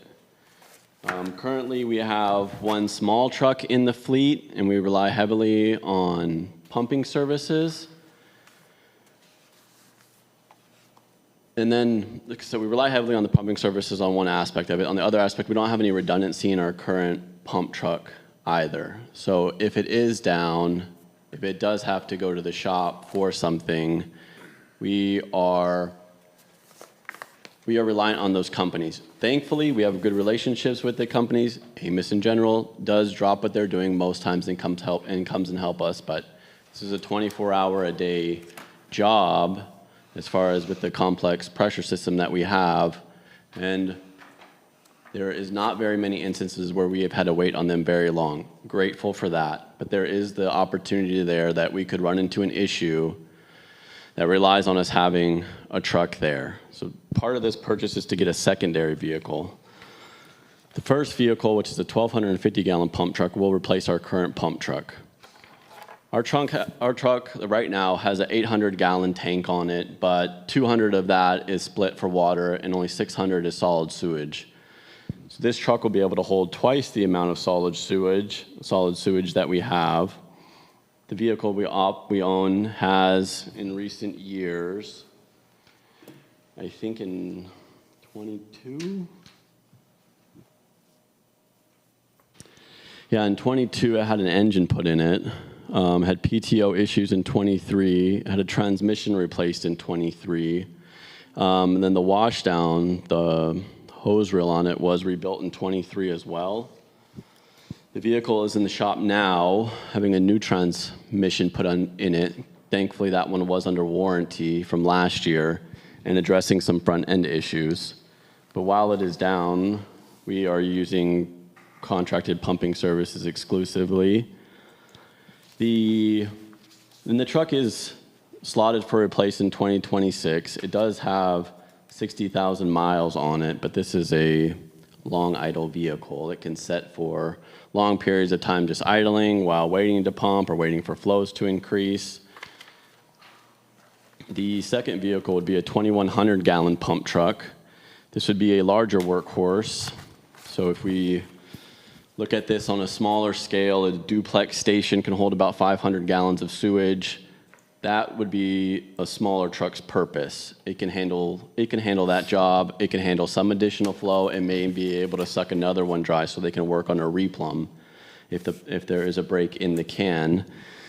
This truck could do the same thing, of course. Most of the contracting services we have, they have trucks this big and we use them for that, but it could handle smaller jobs up to larger jobs as well.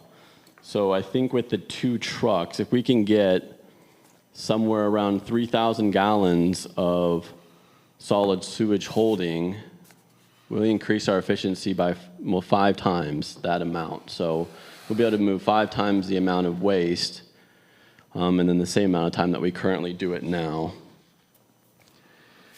They both come out of the 3.5 vehicles purchased. They are within budget, so even with buying these 2 trucks, they still come in significantly lower than that one combination vehicle would. The smaller truck was not the low bid. It was the second to the lowest bid. We did not select the lowest bid because the tank size was 50 gallons light and the discharge port was 2 inches smaller than the spec. We'll close with saying that we can operate the system the way that we're operating it. We can have one truck, that truck can be in the shop, we can still keep normal business operations going. If we do that, though, it's very expensive. It looks like we're projected to spend $100,000 a year on pumping services. Will we ever get away from pumping services? Hopefully, but it's unlikely because sometimes these issues are going to be bigger than we can face. But if we don't have the resources to tackle these larger jobs or to go after these larger jobs or to cut down on these costs, whether with bigger trucks and redundancies, then we will always pay those contracting services. And we are at the mercy of what they want to charge us because there's 3 contractors that we use in the city right now. Granted, I'm not saying I love all the contractors we work for. They have been really great to us, but the way that we are currently operating is very expensive. And I do recommend approval. All right. Questions on the board? Alderman Hoffman.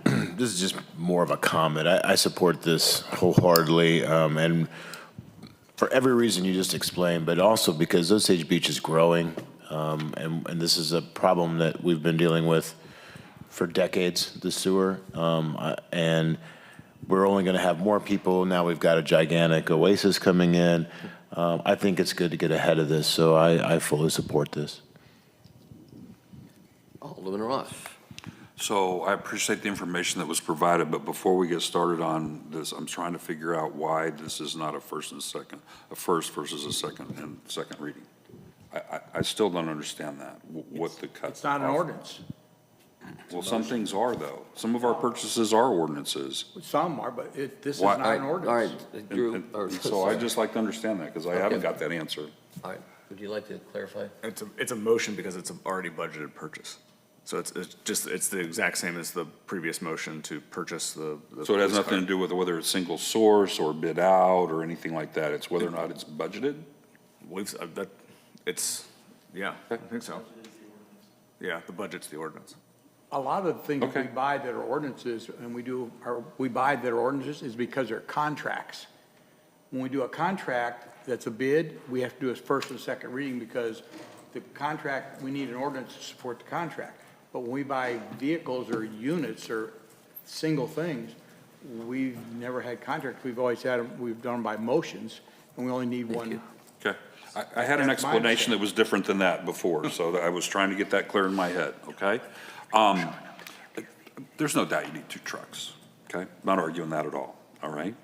But I remember back in January when a lot of folks were in this room challenging us to, not raise rates and so forth. And I don't know if you need 2 new trucks or you need 1 new truck and 1 used truck, whether it's a different used truck.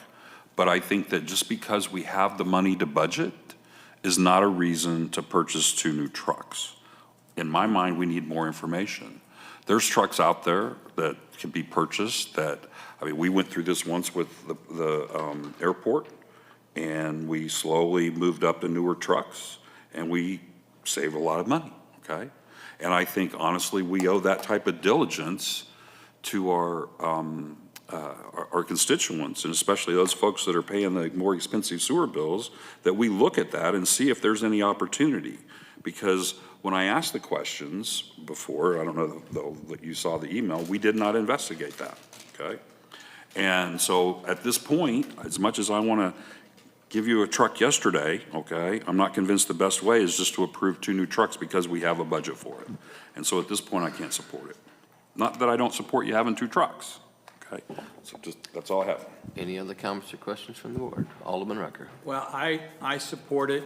I actually, when this item came down to budget, spoke with our assistant our assistant city administrator at that point and asked him why were we only having one? And it was my plan at that point, after talking to him, to support not selling the unit that we're replacing, to give us a secondary unit. And so I fully support the fact of that.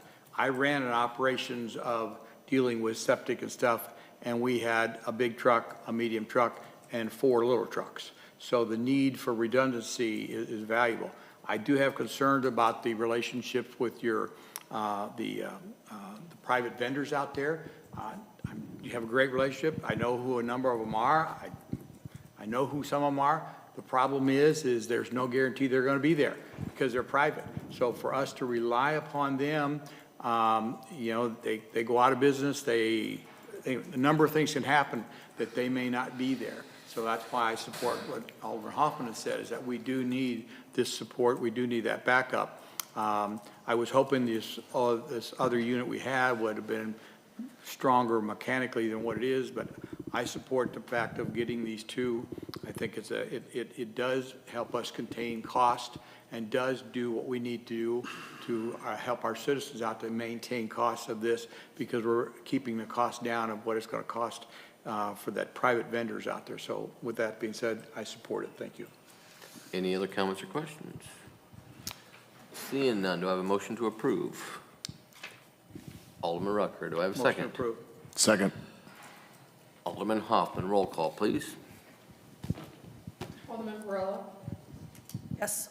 Alderman Osteen? Yes. Alderman Rucker? Yes. Alderman Ross? No. Alderman Hoffman? Yes. Alderman Rose? All right, motion carries. Last item of business is discussion on credit card fees. I'm going to turn this over to our Assistant City Administrator, April White, please. Mayor and members of the board. So Alderman Rucker at the last meeting had asked staff to give data and reasons behind the fees that are attached to the credit cards. So just a little history. So prior to March of 2020, so the city used to pass all those credit card fees onto the customer, onto the card user. And then in response to the COVID-19 pandemic, the city, like so many other cities, started absorbing those fees just to reduce, you know, lobby foot traffic and have that convenience of online payment. And then I had listed in that agenda item the expense totals for those years. I did have a typo on the 2024 number that says 61,000. It's actually 38,000 so far to date as of September 30th. 2023 was 53,000. So then in March of this year, Carrie Bell and Gina Woods and I had chatted previously about trying to figure out when to put this, you know, revert back to, like so many cities have now, to the pre-COVID days where we pass those fees back onto the card users. And so we decided at that time to leave water and sewer payments alone, but we did decide to go ahead and start passing those transaction fees on for people who were paying for permits and licenses and other miscellaneous purchases. And then recently during budget meetings with staff, you know, it came up again on the water and sewer side on those expense accounts. And so we had chatted and thought it was time to revert back to those pre-COVID processes again and start passing those fees back to the card users. But we thought it would be better to start with the next budget year, so effective January 1st of 2025. So 60% of our utility customers currently pay with payment methods that do not cost the city anything or the user. So we do have options, not just cash and check, but ACH direct debit is also an option.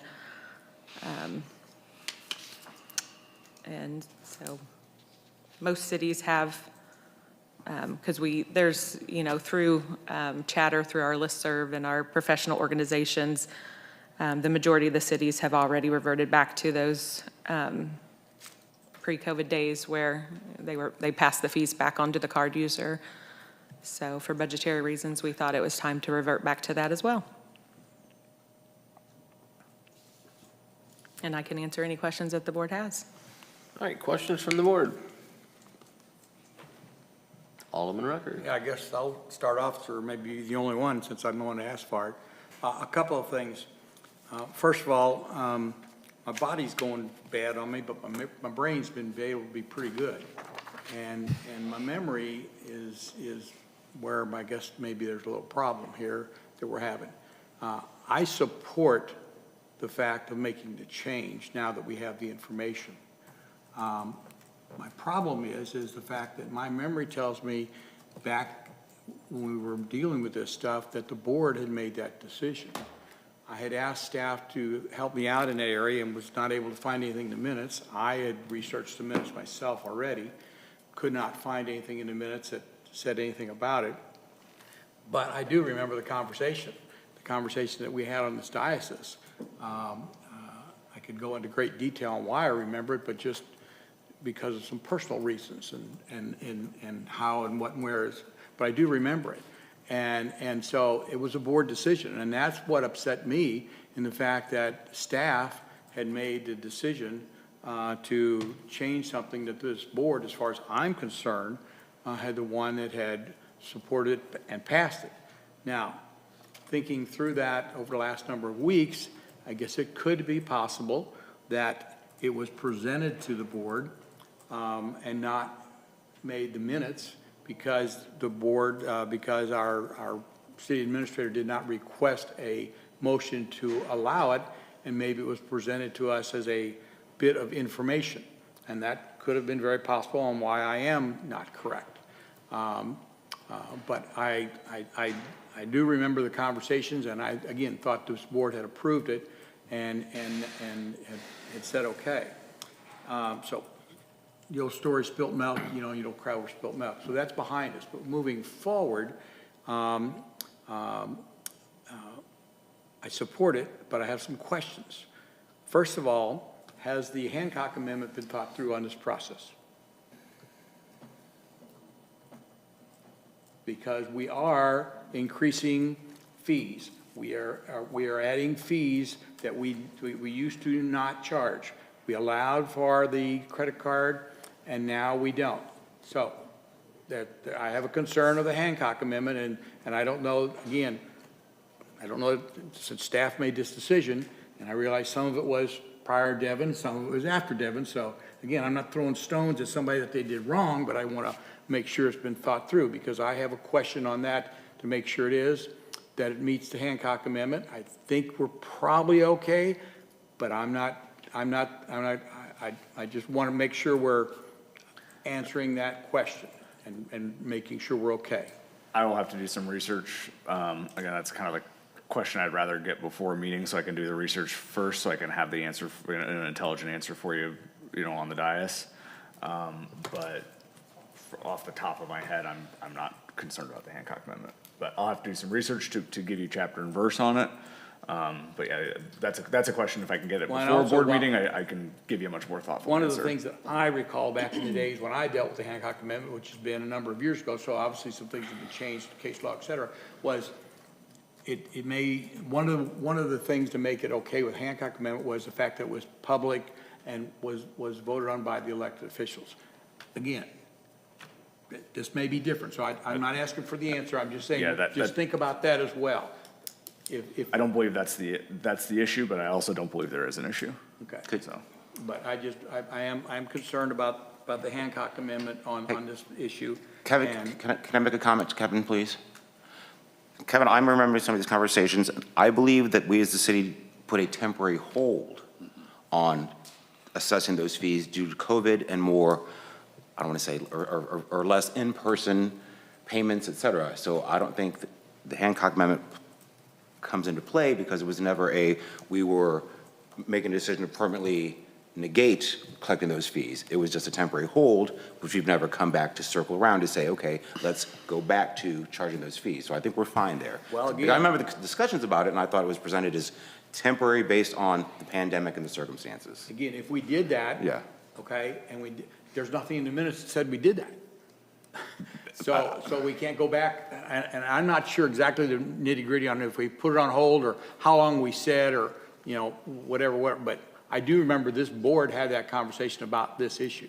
Yeah. And that's why I was upset a little bit at the last meeting, seeing that happen without this board, making the decision, because it's like this board made the decision, and then staff said, I don't think, staff didn't say this, and then staff took and did something that we had decided to do. So that was my concern with that. So I'm a again, I little support it. fuzzy on it too, but I do remember it was presented as a temporary hold on collecting those fees. That's And I do support it. Not much more than I just want that. to make sure with the Hancock. And the other thing is, and I believe Devin answered this in one of the responses back, and that is to see if we can't put something on the utility bill or do something, or I'm sure you should be able to go in and see those specific customers that this would affect. If we can somewhere or another get the message to them that, hey, there's another way. You can still electronically pay your bill, because at the time,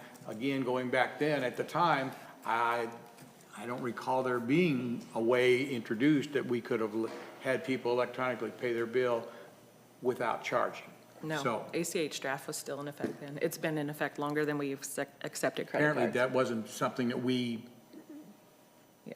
put out there that people could have used that. So if that's available. So anyway, And yeah, she is planning on, we had already had that chat prior to even last meeting, but that message has been put on bills a few times, just as reoccurring reminders. The utility billing clerk has said, hey, as a reminder, ACH draft.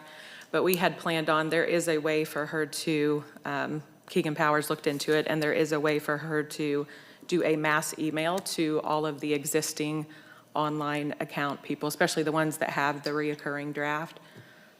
She can do a mass email just to let them know, and then she can also attach the link or the attachment to the ACH draft form, just as a courtesy to encourage that no-cost option, so.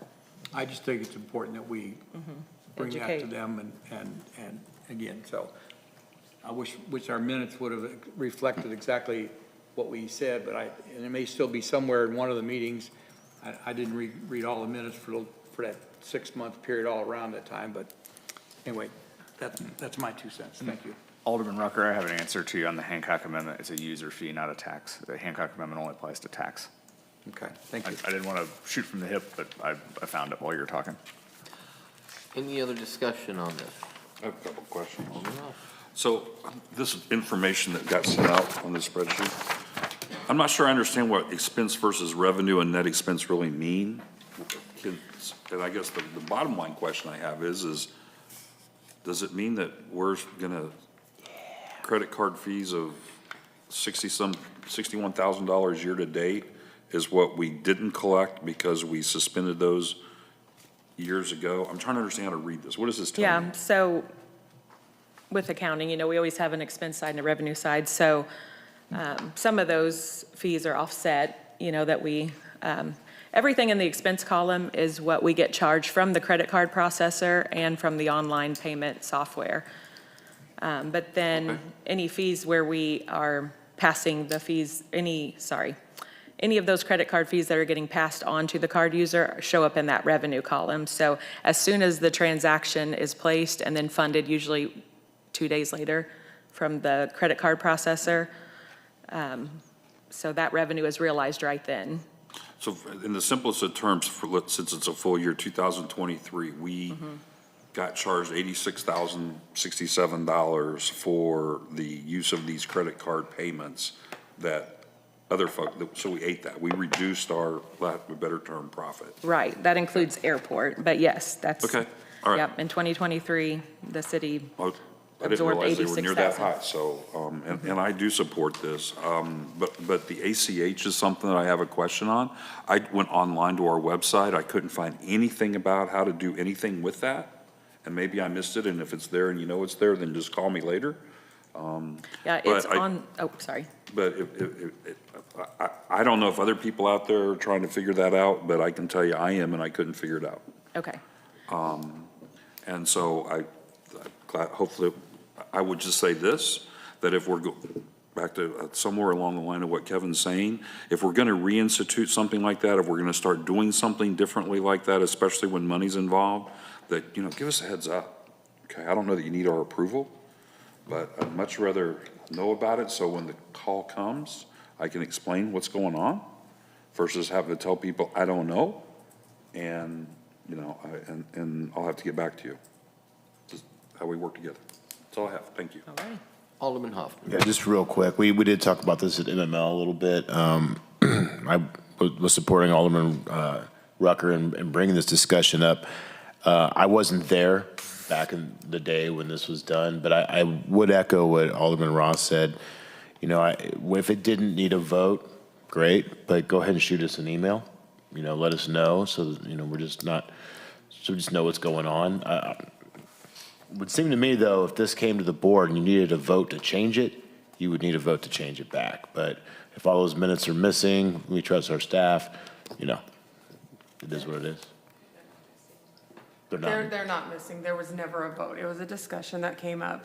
Oh, there was never a There was vote. never a vote. Oh, okay. I would never miss a vote. So let's get that clear. Hey, I wasn't here and I trust you. I believe you. I did not miss a vote, so there was never a vote to take that off.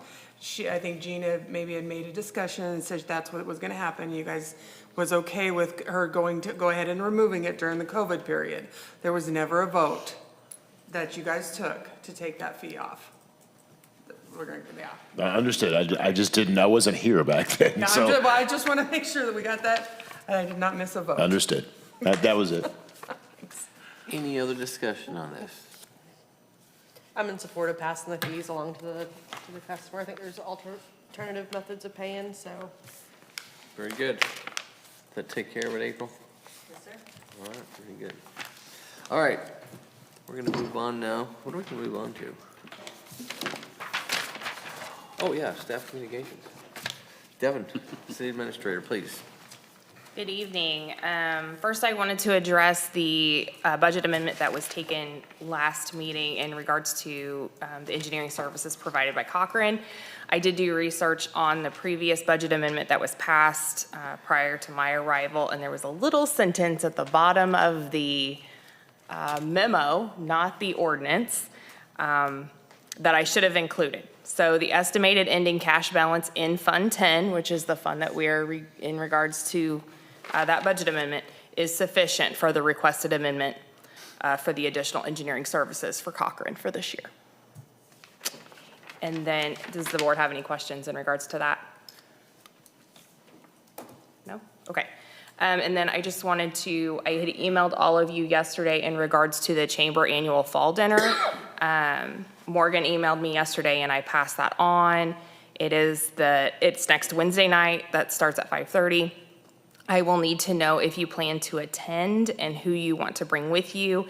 And then I will also need to know what your meal of choice is. So those of you that have let me know that you're going to attend, I will get with you this evening.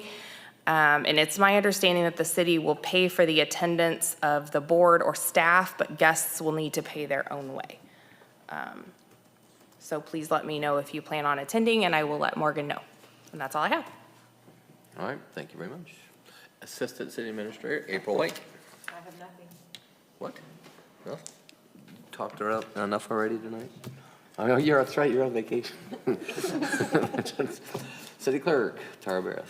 You know, I think I don't have anything tonight. We're good. Broncos are playing the Saints. Yeah. And I think it's still 0-0. Yeah, 0-0. Is that football? Yeah, you know exactly what it is. Someone gonna get, it's the Broncos, it's not football.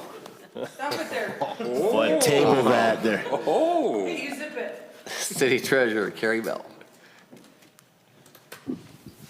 Yeah, real quick. I would just like to say my little department of 4.5 is now fully staffed again. And I would like to thank Maddie and her assistant Abby for making the process very user-friendly and very efficient. Thank you. Quit stealing them from you, huh? City Attorney, Cole Bradbury. I don't have any real updates. I did want to point out that on the department update list, we do have incentive guideline revisions, which I think is currently tabbed on city administrator, but probably needs to move to me. That's what we have been calling the TIF guidelines. Mark Spikerman and I have had some interesting conversations about those over the last few weeks, and look forward to, when we get some time in the off-season, diving into those a little more and proposing some changes that make sense for us and for our development community. But that's all I have. Chief Davis. At our next board meeting, we'll have one of our new officers, our new canine. Corporal Reiner's in training right now. We've got she will be 2-year-old. Belgian Malinois, Freya is her name. What is it? What is it? Belgian Malinois. What'd you say the name was, though? Freya. Freya. So he's finishing up his first week of school tomorrow, and, well, he'll be there a whole other week down in Kentucky. So I don't know if anybody's seen the press release today, but we are getting the shootout back next year. It'll be based out of Dog Days, and the course will be back in the state park. So it's coming back after 8 or 9 years of being up at another location. Do what? So they'll be selling tickets on my dot. So that's all I've got. Very good. Building official, Ron White. Yes, just an update on the open position in the building department, because she jumped ship and went to finance, or the treasurer's office. We have had 35 applicants, which is a huge increase from, the recent 2 hires that we've done. But some very qualified candidates, so we should be making a selection here in the beginning of next week. And other than that, Maddie knows the entire history behind the name Freya. Thank you. Very good. Maddie. Long story short, it's Thor's mom. Oh, sorry. Oh, yeah, go ahead. Thank you, Mayor. I am working on finalizing health fair details with Abby. Currently, we have 47 participants signed up. It's on Halloween. If you guys are interested in participating yourselves, give me an interest sheet. Managers, please keep mentioning it to your employees so we can get as much participation as possible. Otherwise, I'm working on getting us set up in our new performance evaluation system, Culture Amp, who's previously done our employee surveys. Hoping to get that set up here in the next month so I can start training managers on utilizing that at the beginning of the year. And that's all I got. Very good. City Engineer, Drew Bowman. Construction has started on Osage Beach Road, so excited about that. The welcome sign should be starting any time. Monday, right? Yeah, allegedly, weather permitting. It depends. I'll be walking by about 7 o'clock, I'll let you know. And Morgan, the GIS technician, has been digging into the historical plans and scanning them in and uploading them and taking a look at the database and starting work on that. So other than that, I think that's all the comments I have. Public Works Director, Zach Wilbur. Thank you, sir. I'd like to thank Maddie and Abby for coming down today. It was very nice, very helpful. Sometimes with my guys, it's better to just have that face-to-face than taking very long time because they're on the run all day long. Yeah. I'd also like to welcome Chad. Started in the sewer department. Chad did come with some experience and great attitude. He's got great work ethic right out the bat, jumping in the hole, getting his hands dirty. So really grateful to have him. Have another individual starting next week in the sewer. Should leave us 1 short at that point, and we're still 1 short in the street. But we have an off route. Just kind of sorting out his off and see if he can accept or not. Hope he does.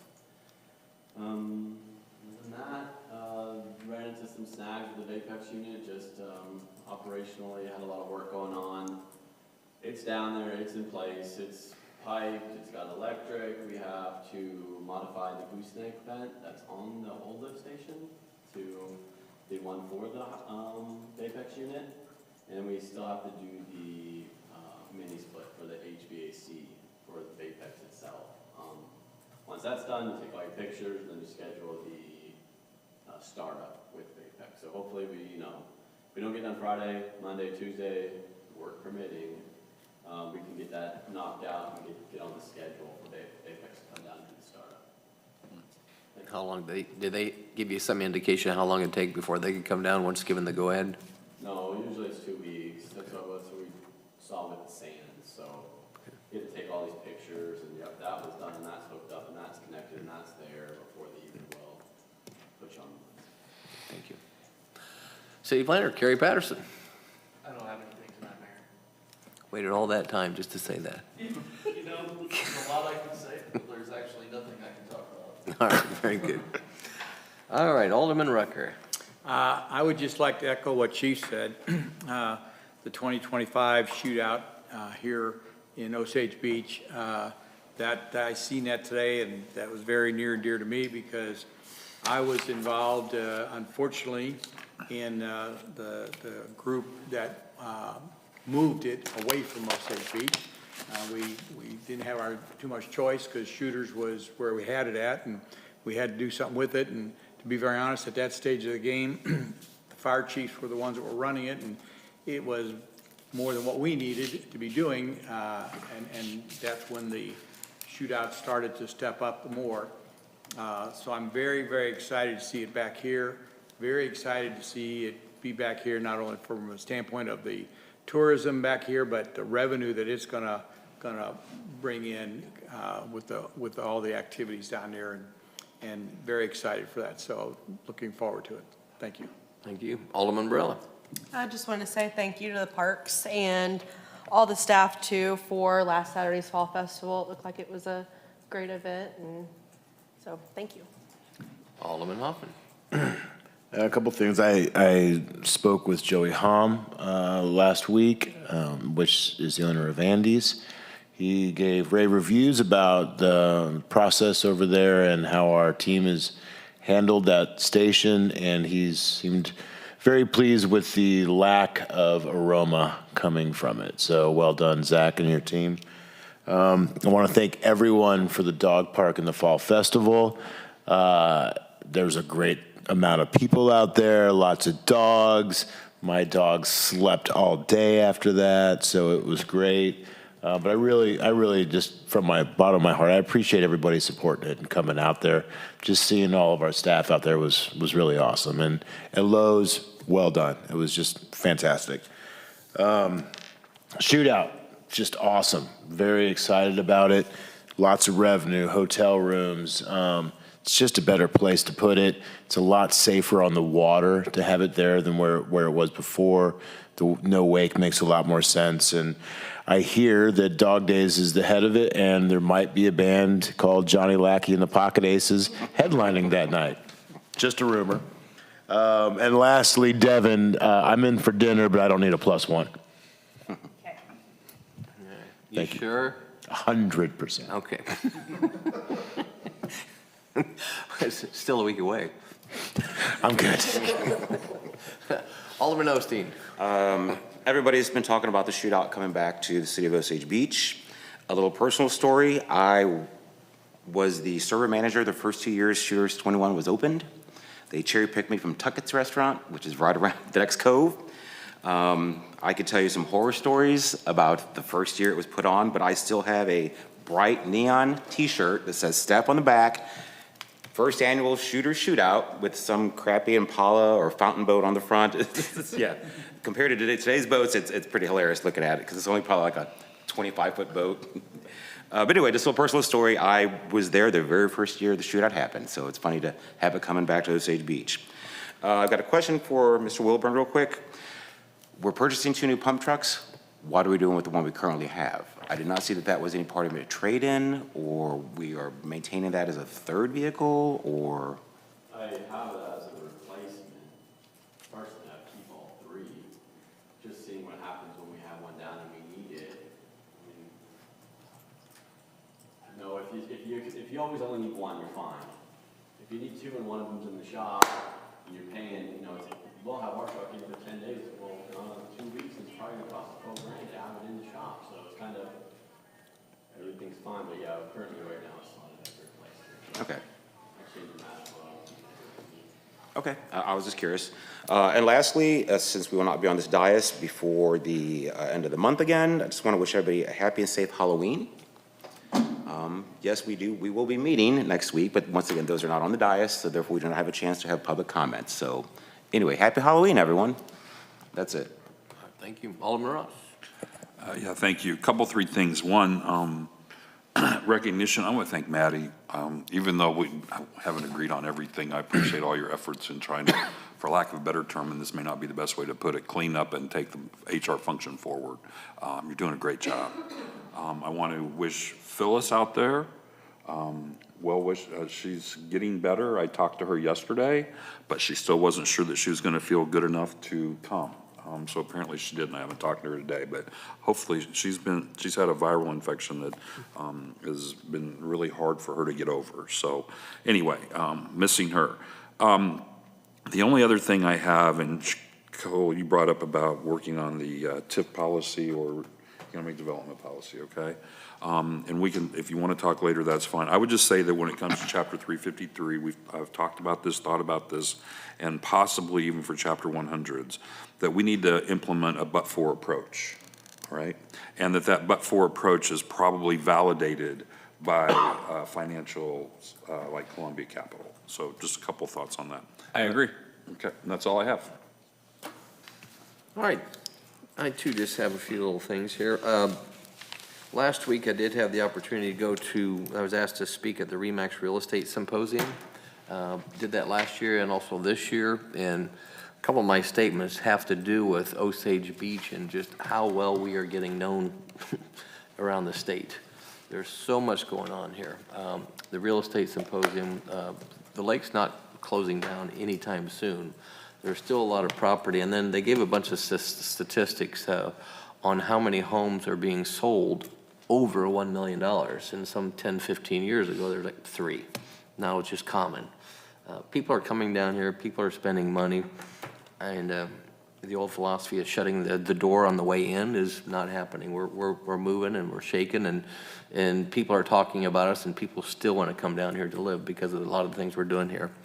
The other thing, and I'm going to echo what everybody said, but the Bark Park, what a great time. A lot of you, that would not have happened without Alderman Hoffman.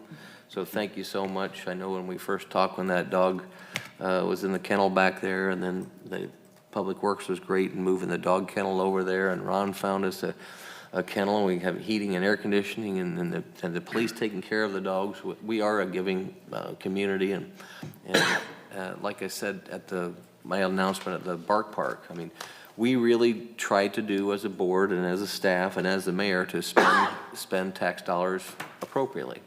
And we take that very serious, and that's going to be great for our community. If nobody has gone out there yet, check it out. It's a really neat thing.